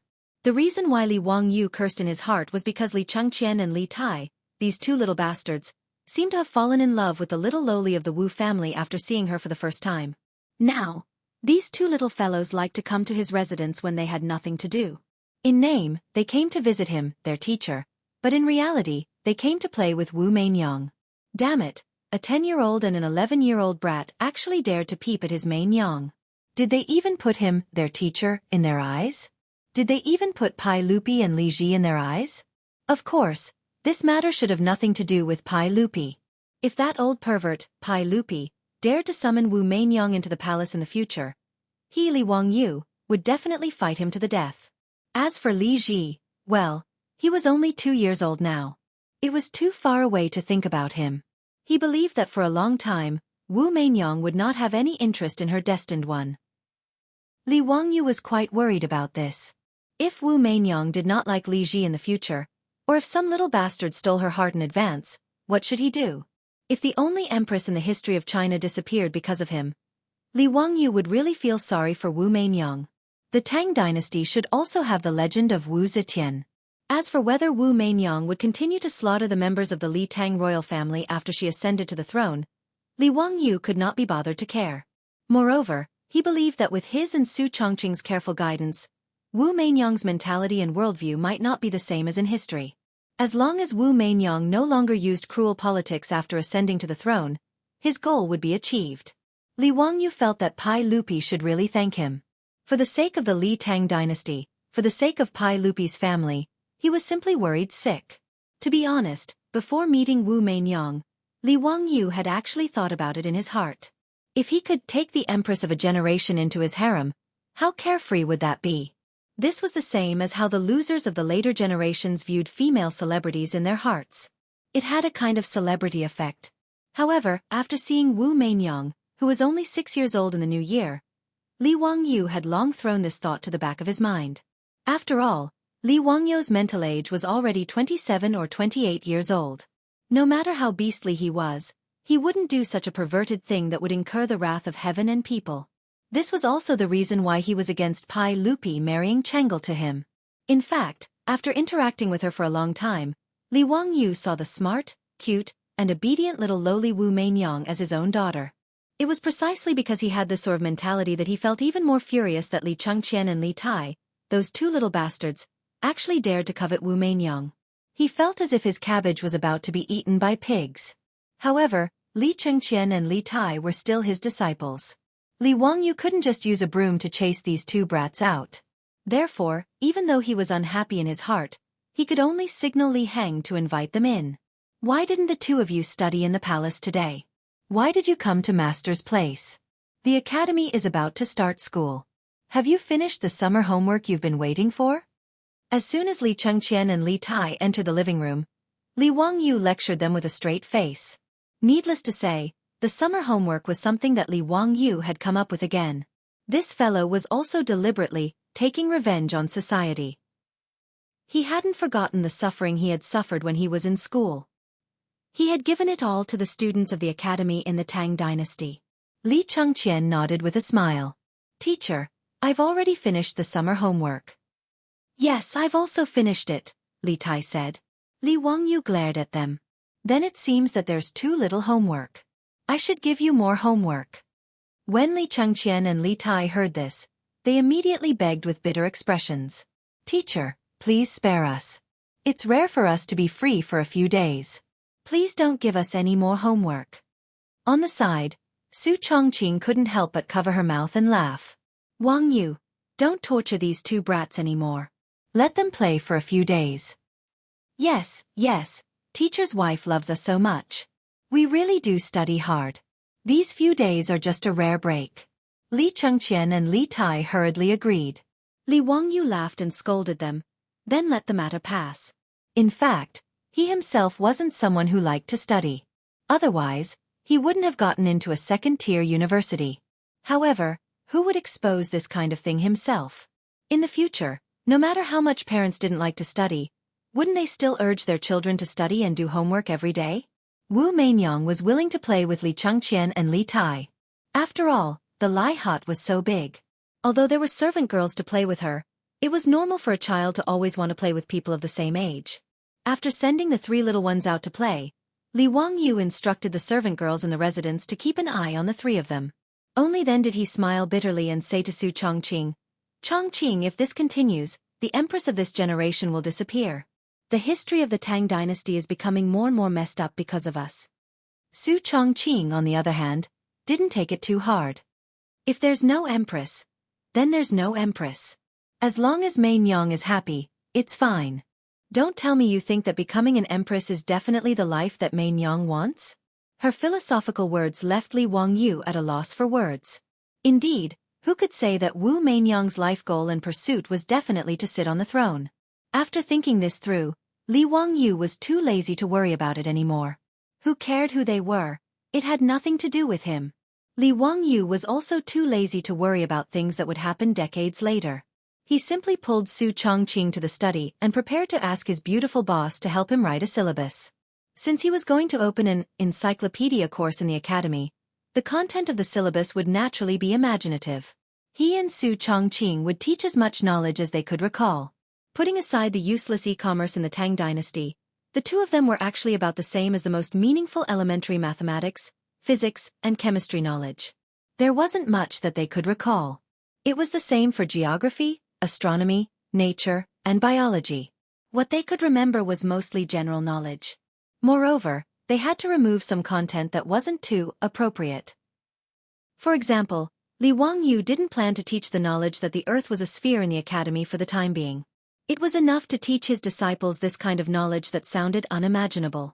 It wasn't that Li Wangyu was hiding it, but this kind of knowledge was obviously not in line with the traditional Chinese tradition of, the sky is round and the earth is round. If he rashly taught it, it would probably cause a lot of trouble. After building the toilets and giving Su Chongqing a title, Li Wangyu really didn't want to cause trouble for himself. Even so, Li Wangyu felt that the knowledge he imparted was enough to fool the kids in the academy. He and Su Chongqing spent a few days and almost emptied their stomachs to finally come up with a syllabus. The content was varied and quite rich. Li Wangyu was very satisfied with this. Just as the academy was about to start the new semester and show its glory, a piece of news came from Chang'an. The first batch of Tang envoys sent by Dongying had already arrived in Chang, and after landing on the Shandong Peninsula. Chapter 925. Li Wangyu was definitely against the idea of the Japanese sending an envoy to the Tang Empire. As a young man in the future, Li Wangyu hated the ambitious Japanese. After all, from the Japanese pirates in the Ming Dynasty to the 8-Year War of Resistance, the Japanese had left China with nothing but devastation and sorrow. Li Wangyu's worldview was very normal. He wouldn't kneel down and lick the boots of those bastards just because the Japanese were rich. That day in the prison of the censorate, those damned Japanese actually dared to kidnap Perrin. This made Li Wangyu hate the Japanese even more. In the prison, he had told Pai Lupi not to accept the Japanese sending an envoy to the Tang Empire. Even if they were to come, They could not teach them the advanced skills of the Tang dynasty. They could learn more about Confucianism and the teachings of the sages. Buddhism and Taoism should be taught to the Japanese as well. After thinking about Li Wangyu's words, Pai Lupi felt that they made sense. He did not think that a small island country, even if they learned the skills of the Tang dynasty, could cause any trouble for the Tang dynasty and his rule. But who could guarantee that the Japanese would not collude with Goguryeo? Goguryeo had already been blacklisted by Pai Lupi as a country that he had to conquer. If the Dongyianjis were to impart the technology from Great Tang to Goguryeo, it would be quite a troublesome matter. Therefore, although Li Er finally agreed to the Dongying people sending Tang envoys, as Li Wangyu had said, he only allowed monks, students, onmyoges, physicians, painters, musicians, interpreters, scholars, and many others to send Tang envoys to Tang. As for the Dongying craftsmen, shipwrights, carpentry, blacksmiths, jade craftsmen and other craftsmen, Li Er and the officials of the imperial court casually found an excuse and brushed them off. None of them were accepted. Li Wangyu was rather satisfied with this result. Originally, Li Wangyu had nothing to do with Dongying sending the Tang envoy to the Tang dynasty. However, Li Wangyu did not expect that these Japanese envoys would cause him such a huge problem. The first batch of Tang envoys was not large in scale. There were only 2 ships and less than 200 people.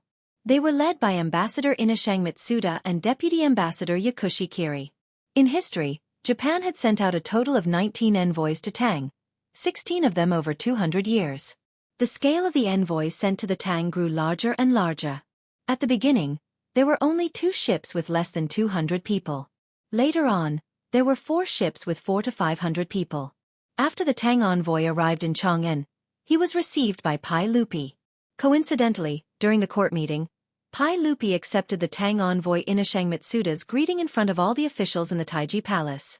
He also accepted the letter of credence from Emperor Shuming and encouraged the ambassador and deputy ambassador to study in the Tang dynasty.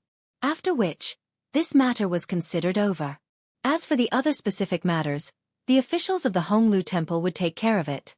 However, Inashang Mitsuda and Yakushi Kiri, the 2 envoys, suddenly knelt in front of the imperial stairs. "Your Majesty, I have a presumptuous request. Please allow it." Pai Lupi was a little surprised, but he still asked, "Please speak." "Your Majesty, this matter concerns County Magistrate Hu." When Pai Lupi heard that it had something to do with Li Wangyu, he could not help but frown. Back then, Li Wangyu killed a few Japanese envoys in the prison of the censorate. Did these Japanese not know what was good for them and wanted to complain in front of the emperor? He unhappily interrupted Inashang Mitsuda's words. "I have already punished Li Zio for his conflict with your envoy group. Do not mention this matter again." "Oh, that's right. Li Zio no longer has a noble title. He is just a commoner." Pai Lupi was naturally taking sides. Li Wangyu had killed a few Japanese and his punishment was only 30 jin of copper. It wasn't painful at all. However, compared to these insignificant Japanese, Pai Lupi did not think that his nephew had done anything wrong. If it wasn't for the relationship between the 2 countries, Pai Lupi would not have even bothered to punish him with 15 kilograms of copper. He said that Li Wangyu no longer had a noble title to appease the Japanese. He wanted them to think that Li Wangyu had lost his noble title because he had killed a Japanese. He did not want to cause trouble in front of all the officials. Inashang Mitsuda hurriedly kowtowed. "Your Majesty, those envoys offended County Magistrate Hu for no reason and deserve to die. It has nothing to do with County Magistrate Hu. Your Majesty punishing County Magistrate Hu has caused this subject to feel fear and trepidation. I beg your Majesty to take back the punishment." His words caused Li Er and all the officials in the hall to be stunned. They looked suspiciously at the 2 Japanese, Inashang Mitsuda and Yakushi Terui. They wondered if there was something wrong with these 2. Li Wangyu had killed a few Japanese, and they were pleading for Li Wangyu? As for Inashang Mitsuda's next words, everyone's eyes almost popped out of their sockets. "Your Majesty, this subject knows that County Magistrate Hu is an extremely talented person. This subject wishes to ask your Majesty to allow our Japanese envoys to choose a good person to follow County Magistrate Hu and become his disciple. He will serve County Magistrate Hu as his master. Please allow this, Your Majesty." "Nanny?" Within the hall, the officials and Pai Lupi could not help but look at each other. These Japanese had really gone crazy. Li Wangyu had killed a few Japanese envoys like chickens. Not only did these Japanese not hold a grudge, they even wanted to take Li Wangyu as their master? What kind of logic was this? In truth, this was also because the Tang dynasty's officials did not understand the Japanese's personality. Just as described in The Chrysanthemum and the Blade, the Japanese's personality was filled with contradictions. They were warlike yet peaceful, aggressive yet beautiful, arrogant yet courteous, inflexible yet capricious, obedient yet stubborn, loyal yet rebellious, courageous yet cowardly, conservative yet fond of the new. Pai Lupi and the others naturally did not expect that after Li Wangyu mercilessly killed a few of their envoys, not only did these Japanese not hold a grudge, but they even worshipped Li Wangyu as their idol. This was actually very normal. In the future, after the Japanese ate the two big mushrooms Fatty and Little Boy, not only did they not treat the US as their mortal enemy, but they also completely submitted to them. In the past 2 years, Li Wangyu's reputation had been growing. Even though the Japanese were far away, they knew that this Lord Bai Zhe of the Tang dynasty was extremely capable and was not an ordinary person. After the poems and articles that Li Wangyu plagiarized traveled across the sea to Japan, the Japanese who had always admired the culture of the Central Plains were filled with admiration. Even Emperor Xu Ming had become Li Wangyu's brainless fan. Every day, he would hold Li Wangyu's poems and articles and recite them while shaking his head. If the top was good, the bottom would be even better. Due to this, the Japanese almost wanted to put Li Wangyu on the altar. Therefore, this time when the Tang envoy was sent to the Tang, Inasheng Mitianxi and the pharmacist Hui Ri were present in the main hall, and in front of all the officials, they proposed to Li Er to send someone to study under Li Wangyu. Regarding this, Pai Lupi and the officials only felt that these Japanese were crazy. Chapter 926. Pai Lupi knew that Li Wangyu didn't like these Dongying people, so he naturally wouldn't agree. My dear minister, Li Zio has always been lazy. I'm afraid he won't accept any more disciples. If he's not willing, I won't force him. All right, let's not talk about this anymore. You can focus on your studies in the Tang dynasty. Inasheng Mitsuda still wanted to say something, but Pai Lupi immediately announced the end of the court session, not giving them a chance to speak. After the officials left, Inasheng Mitsuda and Yakushi looked at each other and saw the reluctance in each other's eyes. Inasheng, the emperor of the Tang dynasty, actually rejected our request. What do you think we should do now? Why don't we go directly to Li Jun's residence and beg him to accept us Dongying as his disciples? Inasheng Mitsuda thought for a moment and shook his head. No, since the emperor of the Tang dynasty has rejected this request, if we go to Li Jun rashly, I'm afraid we'll offend the emperor of the Tang dynasty. That's not good. Then what should we do? Are we just going to let it go? Yakushi, we have to show our sincerity. In Li Jun's Romance of the Three Kingdoms, Liu Bei went to the thatched cottage 3 times in order to invite Mr. Zhuge to come out of seclusion. Yakushi's eyes flashed. Inasheng, you mean we should follow Liu Bei's example and go to the thatched cottage 3 times? No, if we just go to the thatched cottage, it's not enough to show our sincerity. Why don't we? Inasheng Mitsuda whispered a few words to Yakushi, and Yakushi nodded repeatedly. Suga, Inasheng's idea is really good. This way, we won't have to worry about Li Jun not accepting us as his disciples. In the bones of the Dongying people, there was a brute force that wouldn't give up until they reached their goal. After Pai Lupi's clear rejection, the Tang envoy Inasheng Mitsuda, the deputy envoy Yakushi, the judge, the clerk, and the other officials all knelt in front of the Vermilion Bird Gate on the same day. This naturally gave the officials of the Honglu Temple a fright. Everyone, what are you doing? Dare I tell all of you that the reason we came to the Tang dynasty from thousands of li away across the ocean is to learn the advanced system and culture of the Tang dynasty. But now that we have a master teacher, how are we going to answer to the emperor when we return to our country in the future? That is why we are kneeling here. We are begging your majesty for mercy and to allow us to be apprenticed to the county duke, so that we can fulfill our desire to learn. Inasheng Mita's words immediately silenced the officials of the Honglu Temple. Damn, why were these Japanese so stubborn? In the main hall, His Majesty had already made it very clear. However, this group of people was so stubborn that they insisted on taking Li Wangyu as their teacher. The officials of Honglu Temple had the intention to ignore these Japanese who didn't know what was good for them. However, these people were kneeling outside the Vermilion Bird Gate. If the envoys of the vassal states saw them, they would think that the Tang dynasty was bullying them. For a moment, The officials of the Chamberlain of Dependencies were depressed. They tried their best to persuade them, but these Japanese refused to get up. It seemed that if Pai Lupi didn't let Li Wangyu accept them as his disciples, they would kneel until they died. The officials of the Chamberlain of Dependencies cursed in their hearts. They had heard of people forcing women to become prostitutes, but they had never heard of people being forced to be apprenticed. If this kind of thing were to reach His Majesty's ears, the Chamberlain of Dependencies would definitely be punished.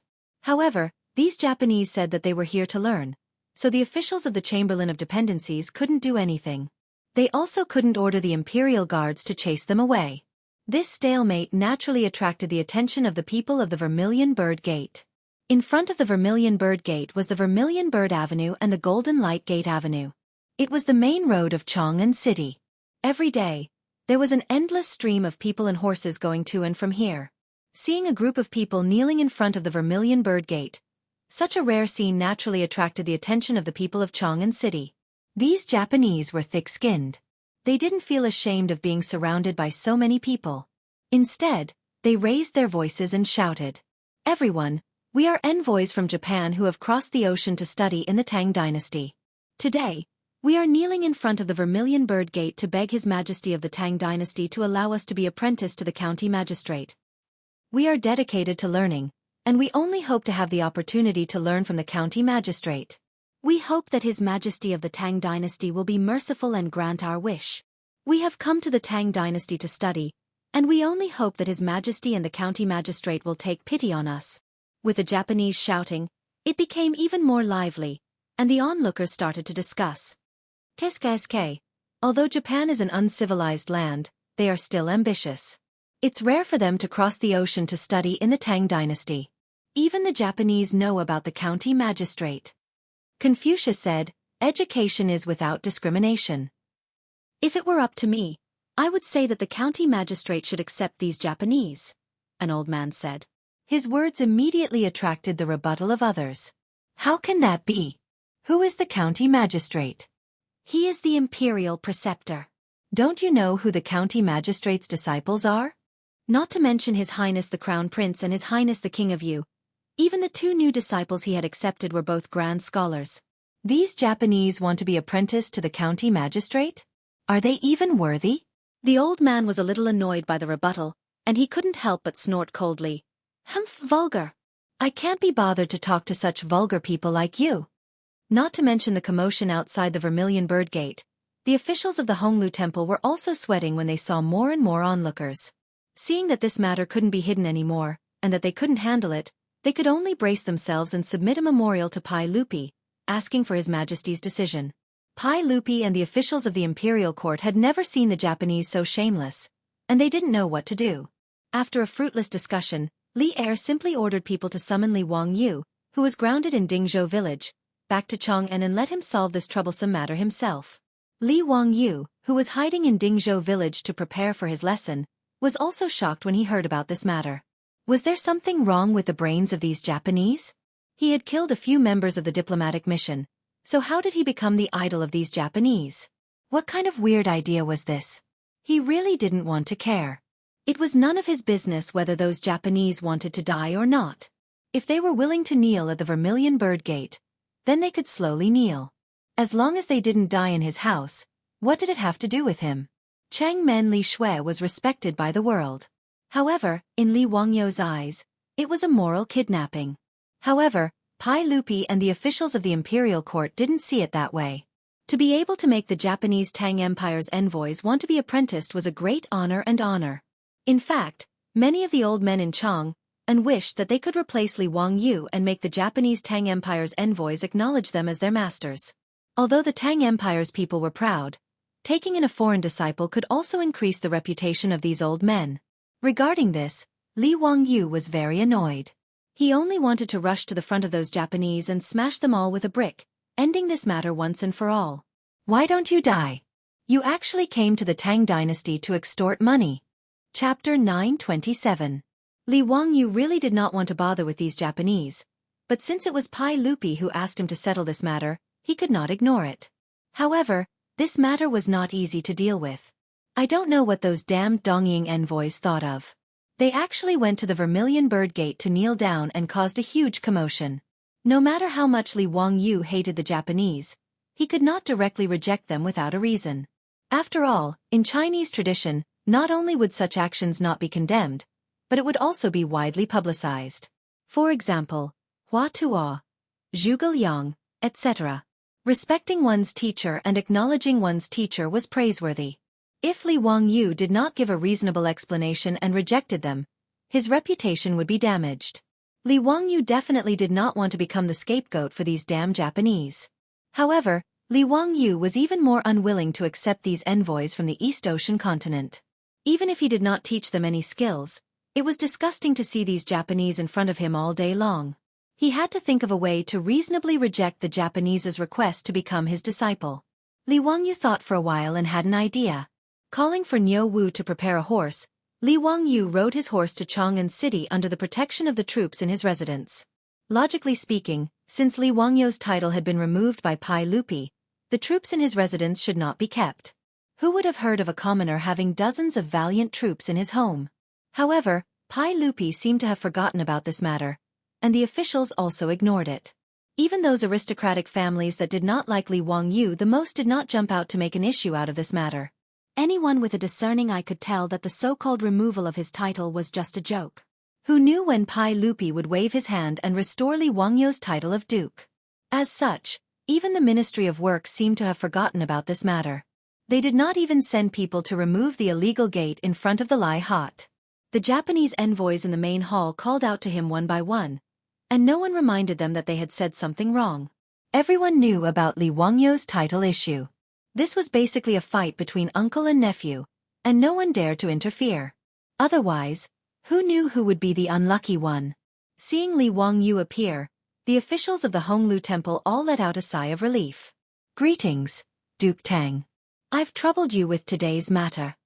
Li Wangyu smiled and greeted the Chamberlain of Dependencies. The Honglu Temple official was originally the head of the Zhang family, Zhang Yuanshou, but he was forced to resign by Pai Lupi because of the gold theft case. The Chamberlain of the Honglu Temple was a famous figure in history, Tang Jian. Tang Jian was a meritorious minister when Li Yuan raised his troops in Jinyang. He followed the Yangon king to attack Lu Wuzhou and was captured. After Pai Lupi defeated Lu Zhouwu, he became the Minister of Rights, the Governor of Suizhou, and the Duke of Zhu. In the 17th year of Zhenguan, he was chosen to enter the Lingyan Pavilion and became one of the 24 meritorious officials. Although Li Wangyu did not have much contact with Tang Jian, they were familiar with each other. Seeing Li Wangyu appear, Tang Jian let out a sigh of relief. Finally, someone had come to clean up this mess. Zio, you are finally here. These Japanese really don't know what's good for them. His Majesty has already rejected them, but they still want to kneel here and take you as their master. Haha, speaking of which, Zio is really famous. Even the Japanese know about you. Mr. Tang, don't make fun of me. I also have a headache over this matter. As the Honglu Temple official, Tang Jian could not help but persuade. Zio, why don't you accept these Japanese? It will be a good story. He did not have any selfish motives. Even the officials in the imperial court thought so. If it wasn't for the fact that Li Er had talked to Li Wangyu before and knew that he didn't like these Japanese, he wouldn't have rejected them so decisively. The Tang people naturally did not know how ambitious these Japanese would be in the future. Of course, they also could not understand Li Wangyu's hatred for them. The Tang dynasty did not hold any grudges against the Tang envoys. Not only did they pass down various advanced systems, culture, and techniques, but many of them also stayed in the Tang dynasty to marry and have children. Li Wangyu couldn't explain this to everyone. He could only smile and say, Duke Tang, it's not that easy to become my disciple. You have to pass my tests and tests. Zio, how are you going to test them? Tang Jian asked curiously. When the two of them were talking, Inakami Mitsuda and Yakushi Terui, who had been kneeling on the ground, saw Li Wangyu appear. They quickly got up from the ground and bowed to Li Wangyu. When they heard Li Wangyu say that he was going to test them, the two of them hurriedly nodded. No problem. Mr. Li, you may not know, but the Japanese place great importance on the envoys. The foreign students are all talented and have a clean background. They will definitely pass your test. The envoys were divided into foreign students and scholarly monks. They were usually chosen from the talented nobles and monks. The scholarly monks were mainly studying Buddhism in the temples in Chang'an, Luoyang, and other places. They had nothing to do with Li Wangyu. Those who wanted to become his disciple were the foreign students. According to the original arrangement, these foreign students would enter one of the 6 institutes under the Imperial College to study their own specialties. These foreign students were carefully selected by the Japanese officials. They were required to be familiar with the Tang dynasty and had a high level of Chinese culture. Moreover, before the envoys were sent, the Japanese officials repeatedly reminded them, "When you receive the envoys, you must be polite and courteous. Do not be hostile and do not be agitated." Their attitude was quite sincere. That was why Inakami Mitsuda dared to nod and was willing to accept Li Wangyu's test. Li Wangyu sneered in his heart. Just as he was about to speak, dozens of people suddenly rushed out from the crowd. Judging by their clothes, they were not Tang people. They were foreign envoys or foreign students. In fact, the Tang dynasty did not only have Japanese envoys. All the vassal states admired the Tang dynasty's culture and sent foreign students. At most, there were tens of thousands of foreign students in Chang'an alone. It was an unprecedented grand occasion. "Greetings, Mr. Li." "Greetings, Mr. Li." After everyone bowed to Li Wangyu in unison, someone asked respectfully, "May I ask, Mr. Li, since the Japanese students can pass the test and become your disciple, I wonder if we can do the same? I, a foreign student from Silla, have also admired Mr. Li for a long time." Yes, I, a foreign student from Bohai, am the same." "I, a foreign student from Annan, would like to become your disciple." The words of the foreign students from various countries stunned Li Wangyu. What the F***ck is the meaning of this? Are they planning to change it to a student recruitment meet? Inakami Mitsuda and Yakushi Terui were so angry that their faces turned red. They, the Japanese, had knelt outside the Vermilion Bird Gate under the scorching sun and finally managed to invite Li Wangyu out. When they saw that they could become Li Wangyu's disciple after passing the test, these bastards actually came out to pick the peaches. Baka. A bunch of bastards. I'll go to a friend's place for tea in the afternoon. I'll update another chapter in the evening. Chapter 928. There were many foreign exchange students in Chang'an City, and the Tang dynasty was quite strict with their management. The foreign exchange students accepted by the Tang dynasty were all sent by the government. They came to the Tang dynasty with a diplomatic mission and were approved by the officials of the Tang dynasty before they could enter the school. There were 2 kinds of foreign exchange students from different countries: foreign exchange students and returning students. Returning students were short-term students who came and went with the diplomatic mission. As for foreign exchange students, they stayed in the Tang dynasty to study and live for a long time. Many of them settled down in the Tang dynasty. Even if they were foreign exchange students, they would be sent back by the Tang dynasty because they failed in their studies or violated the rules. According to the records of the Tang dynasty, 204 foreign students from Silla Kingdom had been sent back one after another. The foreign exchange student study in the Imperial College was also strictly managed. Those who gambled, fought, drank, caused trouble, and disobeyed the laws of the Tang dynasty would all be expelled or even sent to the government. Moreover, foreign exchange students were not allowed to interact with the common people or officials privately. They were not allowed to wear Tang clothes. They had to wear the clothes of their own country, and could not imitate the clothes of the Tang people. They were not allowed to marry privately or bring their wives back to Tibet. In other words, if they got married in the Tang dynasty, they could not bring their wives and concubines back to their vassal countries and could only stay in the Tang dynasty. If the foreign exchange students violated the law, if the victim was a Tang person or a vassal country's vassal country, they would be punished according to the laws of the Tang dynasty. There were many similar rules. As the most powerful country in this era, the Tang dynasty also had the pride of the Tang dynasty. The management of foreign exchange students was like this. Therefore, even if these foreign exchange students admired Li Wangyu, they did not dare to ask to be his disciple. Regardless of whether Li Wangyu was willing to accept them or not, the rule of prohibiting foreign exchange students from interacting with the common people and officials made them not dare to act rashly. Today, when foreign exchange students heard that Dongying had sent a Tang envoy to kneel outside the Vermilion Bird Gate and beg the emperor of the Tang dynasty to allow them to be Li Wangyu's disciples, they could not sit still and came to the Vermilion Bird Gate to watch the show. When they heard that Li Wangyu actually agreed and said that as long as they passed the test, he would accept them as his disciples, how could these foreign exchange students hold back? They all stood up and asked that they also wanted to be his disciples. Inashang Mitsuda and Yakushi Terui were angered by the scene in front of them, but there was nothing they could do. Whether Li Wangyu accepted a disciple or not, and who he accepted as a disciple, it was not up to them to decide. Moreover, there were many international students. Even if the Japanese wanted to object, they wouldn't dare to offend the public. Li Wangyu was also depressed.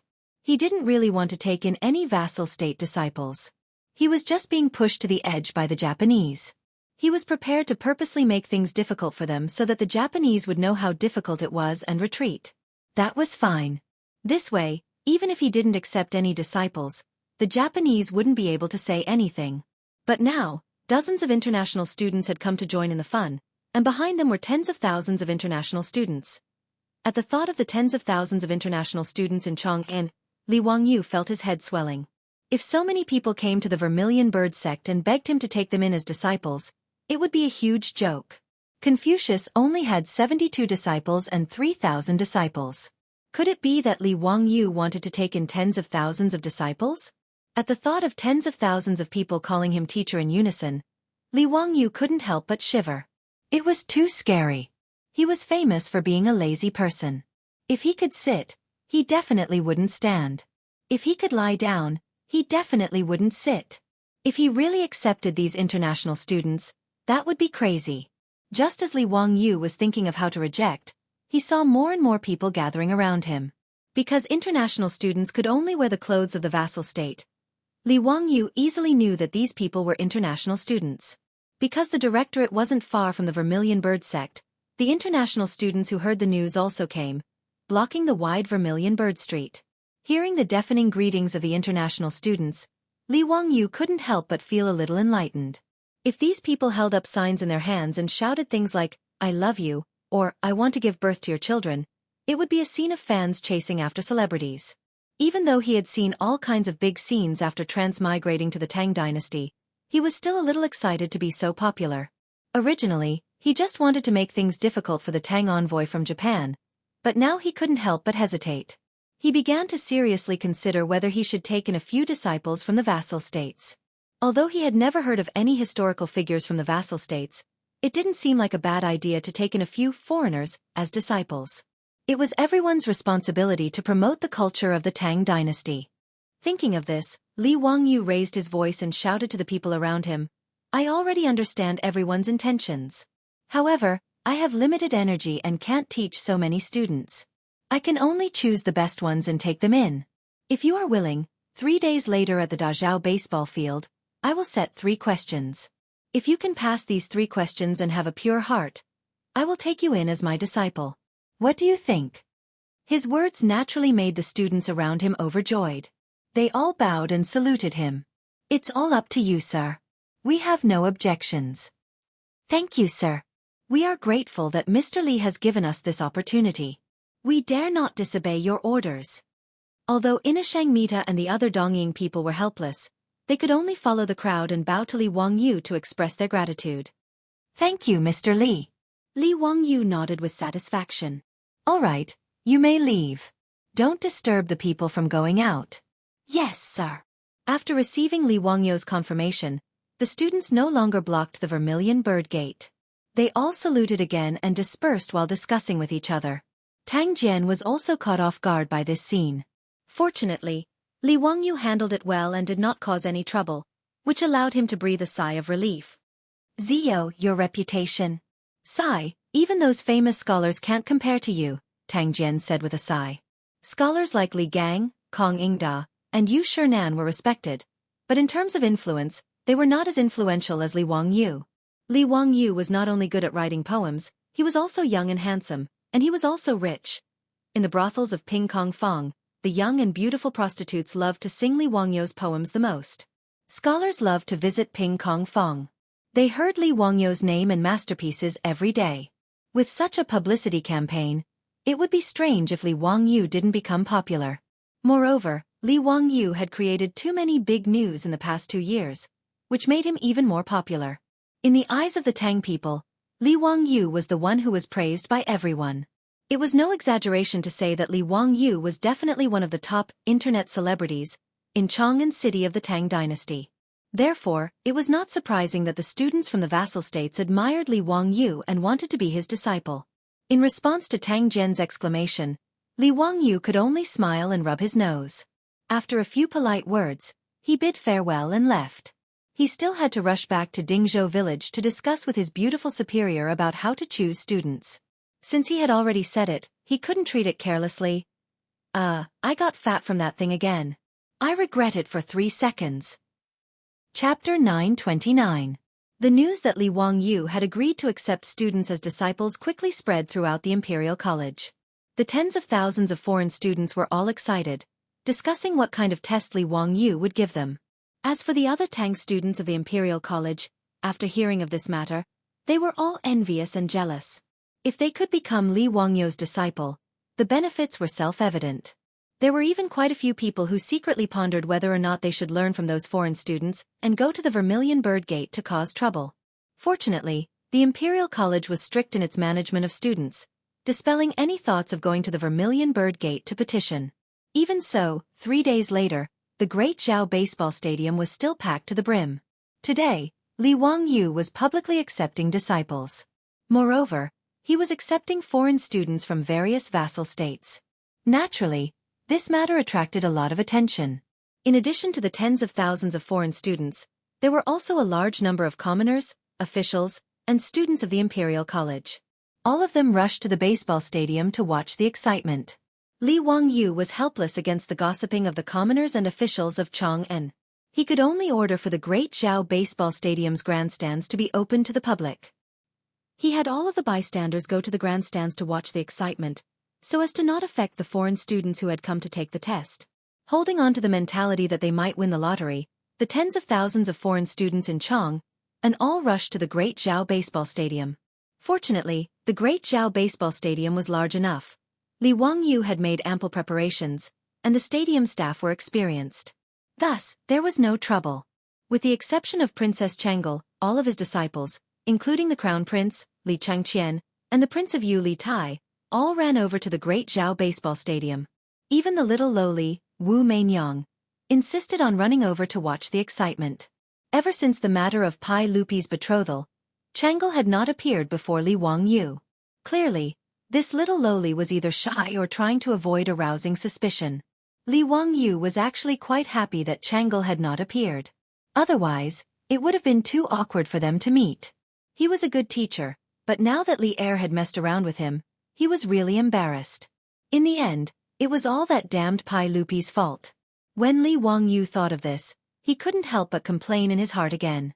Seeing that almost everyone had arrived, Li Wangyu was about to stand up and announce the start of the selection when he heard the sound of music coming from outside the stadium. Li Wangyu couldn't help but frown. He was all too familiar with this voice. It was part of the Royal Guard of Honor when Pai Lupi was out. The soldiers beat the drums, and the musicians of Taichung Temple played music. Both sides were accompanied by fully armored imperial guards. Under normal circumstances, Pai Lupi felt that this set of ceremonial guards was too cumbersome. Most of the time, he traveled in light carriages with only a few dozen to a few hundred imperial guards. In Chang'an City, Pai Lupi rarely displayed this royal guard of honor. Usually, Pai Lupi would only let people display the full royal guard of honor on formal occasions. Today, Li Wangyu was only here to select disciples. It wasn't official business. What was the meaning of Pai Lupi coming to the Dazhao Baseball Stadium with great fanfare? Li Wangyu couldn't understand, but he didn't dare to be negligent. He hurriedly led the group of disciples to greet the emperor. Your Majesty, how come you have time to come to the Dazhao Baseball Stadium today? Li Wangyu asked curiously after greeting Pai Lupi. Zio, you brought all the international students in Chang'an City here. How could I not come to take a look? This involves dozens of vassal states. I can't be careless. Pai Lupi said as he glared at Li Wangyu. If Tang Qing hadn't told me, I wouldn't have known that you brat had done such a shocking thing again. Pai Lupi was told by Tang Jian that Li Wangyu had agreed to recruit international students and that he would take the test in the Dazhao Baseball Stadium. He couldn't help but break out in a cold sweat when he heard this. If anyone else dared to do this, Pai Lupi would definitely have ordered me to lead the cavalry department to arrest them. International students of the vassal states were not allowed to communicate privately with the people and officials. On the other hand, the people and officials of the Tang dynasty were also not allowed to communicate privately with international students. If someone else did what Li Wangyu did, they would definitely be arrested and punished by the authorities. Because of Li Wangyu's status, no one dared to arrest him. However, Pai Lupi couldn't ignore it either. In Li Wangyu's eyes, this was only his private matter. However, for the imperial court this was a big deal. However, Li Wangyu was willing to accept international students from the vassal states as his disciples. This was naturally a good thing for the imperial court. Even if Li Wangyu only accepted one international student as his disciple today, it still represented the Tang dynasty's equal treatment and kindness to the vassal states. Therefore, Pai Lupi put on a full set of ceremonial guards to support Li Wangyu. Li Wangyu pondered for a moment and understood Pai Lupi's intention. He couldn't help but smile bitterly and said, "Uncle, aren't you forcing a duck to a perch? If no one can pass my test today, I might not accept a single disciple." Pai Lupi heard this and couldn't help but stare at him. "That won't do. No matter what, you have to accept one person today. Otherwise, these tens of thousands of international students will make a scene." When Li Wangyu heard this, he turned his head and looked at the international students who were rubbing their hands and eager to try. He couldn't help but smile bitterly. It seemed that Pai Lupi's words made sense. If it was only the Dongying envoys, it would be fine to play with them. But today, tens of thousands of people came. If he said that he couldn't choose a suitable disciple, it would be suspicious of him playing with a monkey. Thinking of this, Li Wangyu could only accept his fate and nod. Whether or not anyone passed the test today, in short, he just needed to choose a suitable one to be his disciple. It was no big deal. Following Pai Lupi were Feng Xianling, Tang Jian, Yu Shernan, Kong Ingda, and other officials of the imperial court, as well as the envoys of the vassal states. When Feng Xianling and the others saw Li Wangyu, they couldn't help but tease him a little, saying that even his disciple was so different. In the face of these friendly teasing, Li Wangyu, as a junior, could only pinch his nose and accept it. As for the envoys of the vassal states, they had a fawning look on their faces and gave Li Wangyu a flattering smile. Everyone, including the Dongying envoy, Inakami Mitsuda, could only secretly pray in their hearts that Li Wangyu would choose an international student from their country and accept him as a disciple. After everyone exchanged a few pleasantries, Li Wangyu invited Pai Lupi and the others into the batting field. Because Pai Lupi came out in full Emperor's Guard of Honor, the tens of thousands of people gathered in the Dazhao batting field naturally knew that His Majesty the Emperor had come in person. When they saw Pai Lupi, dressed in a yellow robe, tens of thousands of people stood up and bowed, greeting him in unison. Pai Lupi waved around the stands in a very showy manner, then walked to the center of the field and said a few words of encouragement to the international students. Satisfied, he was then invited to the box above the stands by Li Wangyu and sat down. Looking at the people below who had come to watch the fun, Li Wangyu was too lazy to complain about the gossipy spirit of the people of Chang'an. If he had known, he would have arranged for the field to sell tickets today. He would have made a lot of money, and it would not be worse than holding a batting match. Stopping the wild thoughts in his heart, Li Wangyu gestured towards Niu Wu, indicating that he could start the test. Chapter 930. Ziyu, I heard that you plan to set 3 questions to select the students. I wonder which 3 questions they are. I'm very curious. Pai Lupi's question struck a chord in everyone's hearts. The envoys from various countries were even more concerned. They all pricked up their ears, wanting to hear what Li Wangyu had to say. Everyone had their own guesses as to what questions Li Wangyu would set to test the students. Zither, chess, calligraphy, painting, reciting poems, composing essays, and even riding horses and archery were all guesses. The outstanding talents among the international students were also rubbing their fists and palms, planning to perform well today. Only those who knew Li Wangyu well knew that the so-called test would not be so conventional. At least Pai Lupi knew that his nephew was definitely not the kind of person who would play by the rules. Therefore he was rather curious. Li Wangyu shrugged and kept them in suspense. He smiled and said, "Uncle, you'll know when you see it. It's already begun." Everyone looked down and saw Niu Wu leading a group of baseball field staff to divide the tens of thousands of international students into groups of 10. Hundreds of baseball field staff walked in with bamboo tubes in their arms. Li Wangyu's first question not only puzzled the tens of thousands of international students, but also the tens of thousands of onlookers in the spectator stands. They began to clamor. This test did not look like a test. What was it about? Pai Lupi was even more curious. Ziyu, what are you doing? Li Wangyu smiled and nodded at the crowd. The two words that came out of his mouth almost shocked everyone in the box. Drawing lots. Pai Lupi's face could not help but twitch. He could not believe what he was hearing. Drawing lots? What kind of lots? Uncle, drawing lots is drawing lots. There are 10 bamboo sticks in each of those bamboo tubes. Only one of them has a red mark at the bottom. The person who draws this bamboo stick can proceed to the next round of the test. Li Wangyou's explanation caused the box to fall silent for a few moments. Nonsense. Ziyu, since you want to select your disciples from international students, how can you use such a childish method? Aren't you toying with the international students? Pai Lupi slammed his hand on the armrest of his chair, his eyes wide open. The envoys of the vassal states nodded in agreement with Pai Lupi. Everyone had thought of Li Wangyou's test, but they had never thought that he would use the method of drawing lots. The envoys from other countries also showed dissatisfaction, but because of Li Wangyou's status, they didn't refute him.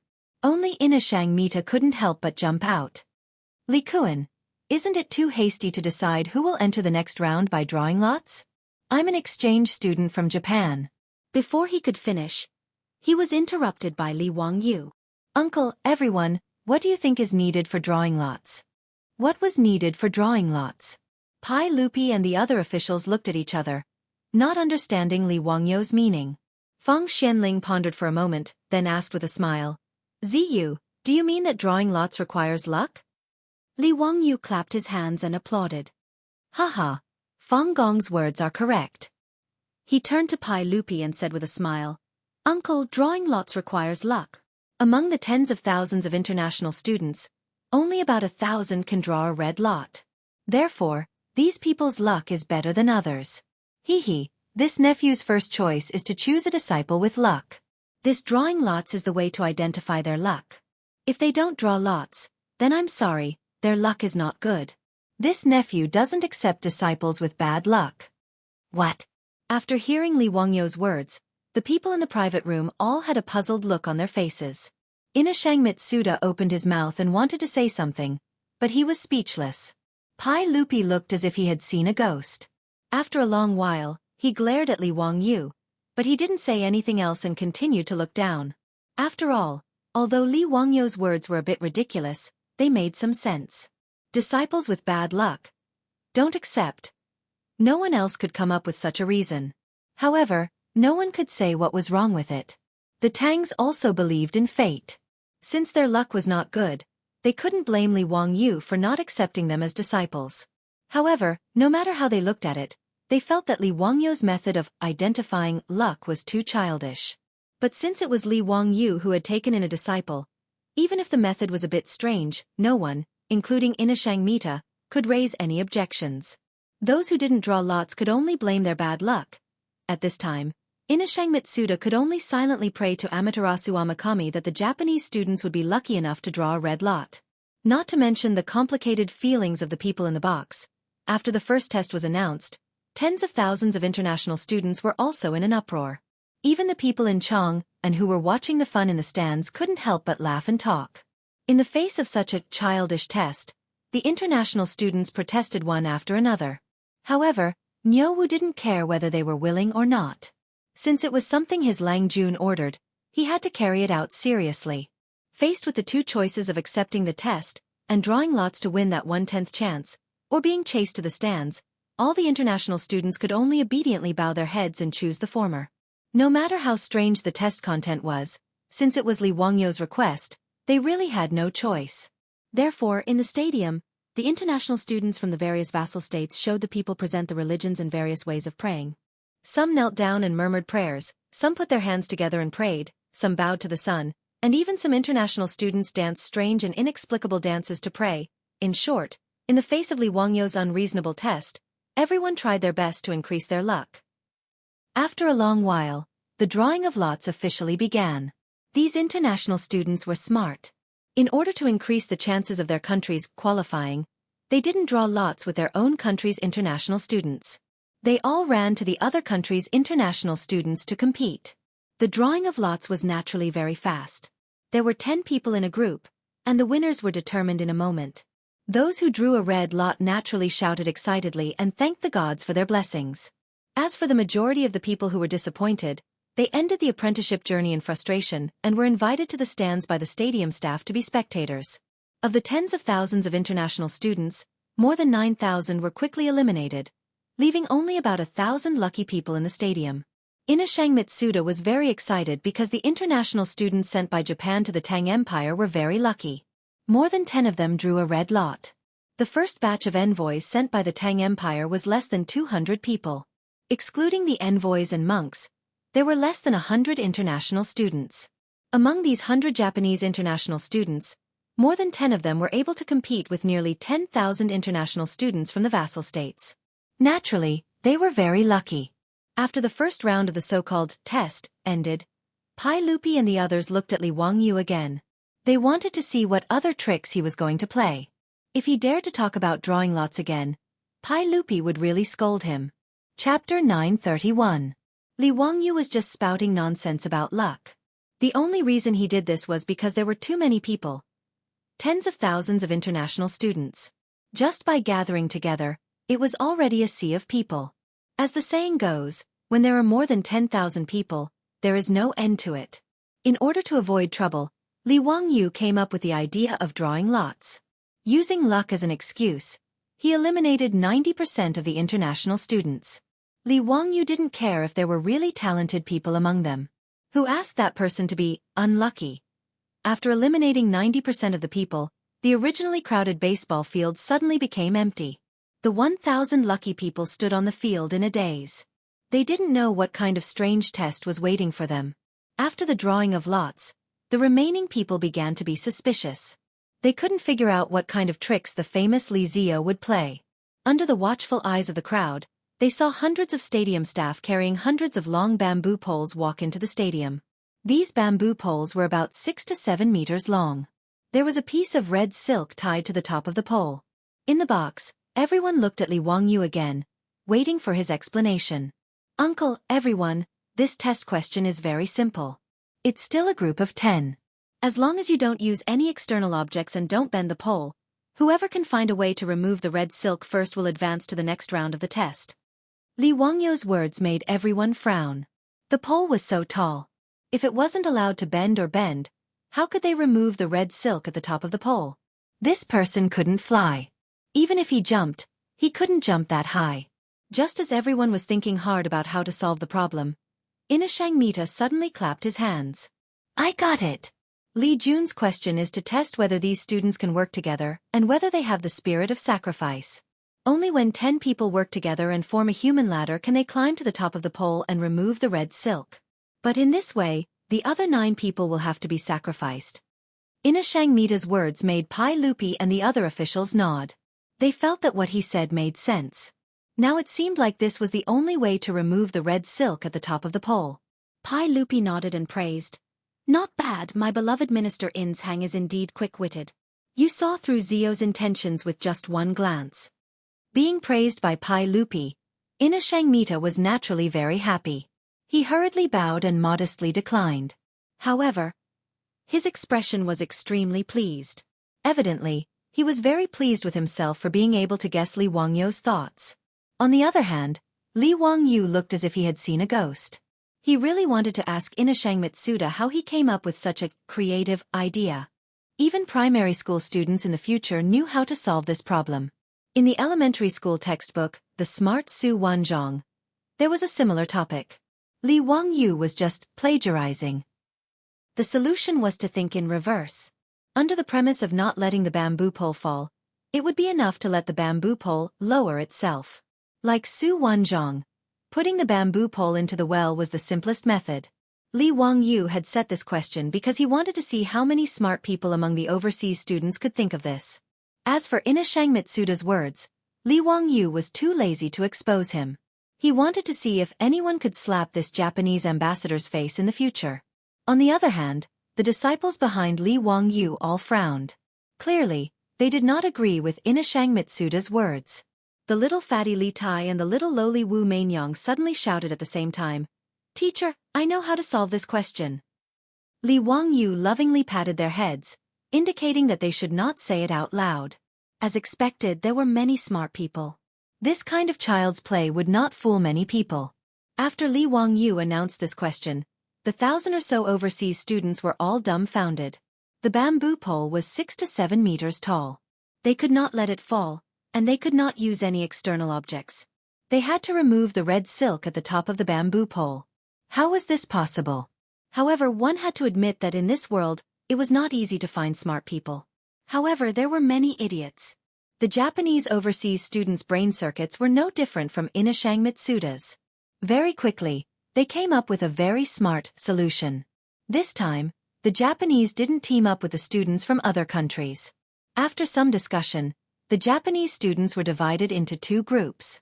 The 2 most outstanding members were chosen to be in charge of picking the red silk on the bamboo pole and obtaining the opportunity to advance. Li Wangyu's face was filled with black lines as he looked down.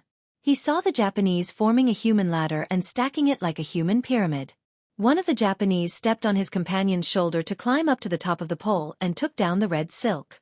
The Japanese immediately let out a cheer. Inashang Mitsuda was so excited that his face turned red. He kept applauding his country's overseas students. Under the influence of the Japanese, the overseas students from other countries were also led down the wrong path. If they calmed down and thought about it, they might be able to come up with a solution.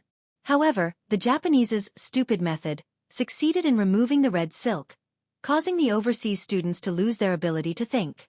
They all started to follow suit. For a moment, the great Zhao baseball field seemed to have turned into a circus. Everywhere, there were people climbing up the human ladder. This lively scene attracted the cheers of the people watching from the stands. This made the overseas students even more excited. All the overseas students who successfully removed the red silk were jumping up and down in excitement. As for the overseas students who were willing to give up the opportunity to be apprenticed to their partners, they were not discouraged. Instead, they cheered each other on. Looking at the increasingly lively scene below, Li Wangyu really could not bear to watch. He could not help but cover his eyes with his hands, afraid that these idiots would dirty his eyes. Sigh, stupidity was indeed contagious. The Japanese were being stupid, and the thousands of overseas students were being stupid as well. This was really enough. Very quickly, the red silk on the hundreds of bamboo poles was removed. The overseas students who did not get the red silk were once again invited to the stands by the staff. However, they were not depressed this time. Instead, they were proud of their teamwork and dedication. When they walked up to the stands, each of them held their heads high and puffed out their chests proudly. Li Wangyu could not hold it in anymore. He reached out and patted Li Tai and Wu Meinyang's heads. The 2 of you, go and try to remove the red silk from the bamboo poles. If you dare to use those stupid methods just now, be careful that I will expel the 2 of you from the sect. Wu Meinyang stuck out her tongue at Li Wangyu and made a face. Meinyang is not as stupid as those people. Teacher, don't look down on me. Her words made Li Wangyu, Ma Zhou, Yan Liben, and the others laugh. Those who could be accepted as disciples by Li Wangyu were all future big shots who would leave their names in the history books. How could there be any idiots among them? Whether it was Ma Zhou, Yan Liben, Shang Guanyi, Lu Rengue, or even Crown Prince Li Chengqian, they had all figured out the correct method. As for Inashang Mitsuda and the thousands of idiots below, everyone only felt the pleasure of crushing their IQ. Indeed, it was very interesting to watch idiots play monkeys. Chapter 932. After Li Wangyu's 2 tests, there were only 100 students left out of the 10,000 students. At this moment, these students were in the center of the field, receiving the cheers of the audience and their peers. They were very proud. Under the escort of Niu Wu and the others, 2 children, one big and one small, walked to the center of the field and picked up a bamboo pole with all their might. Their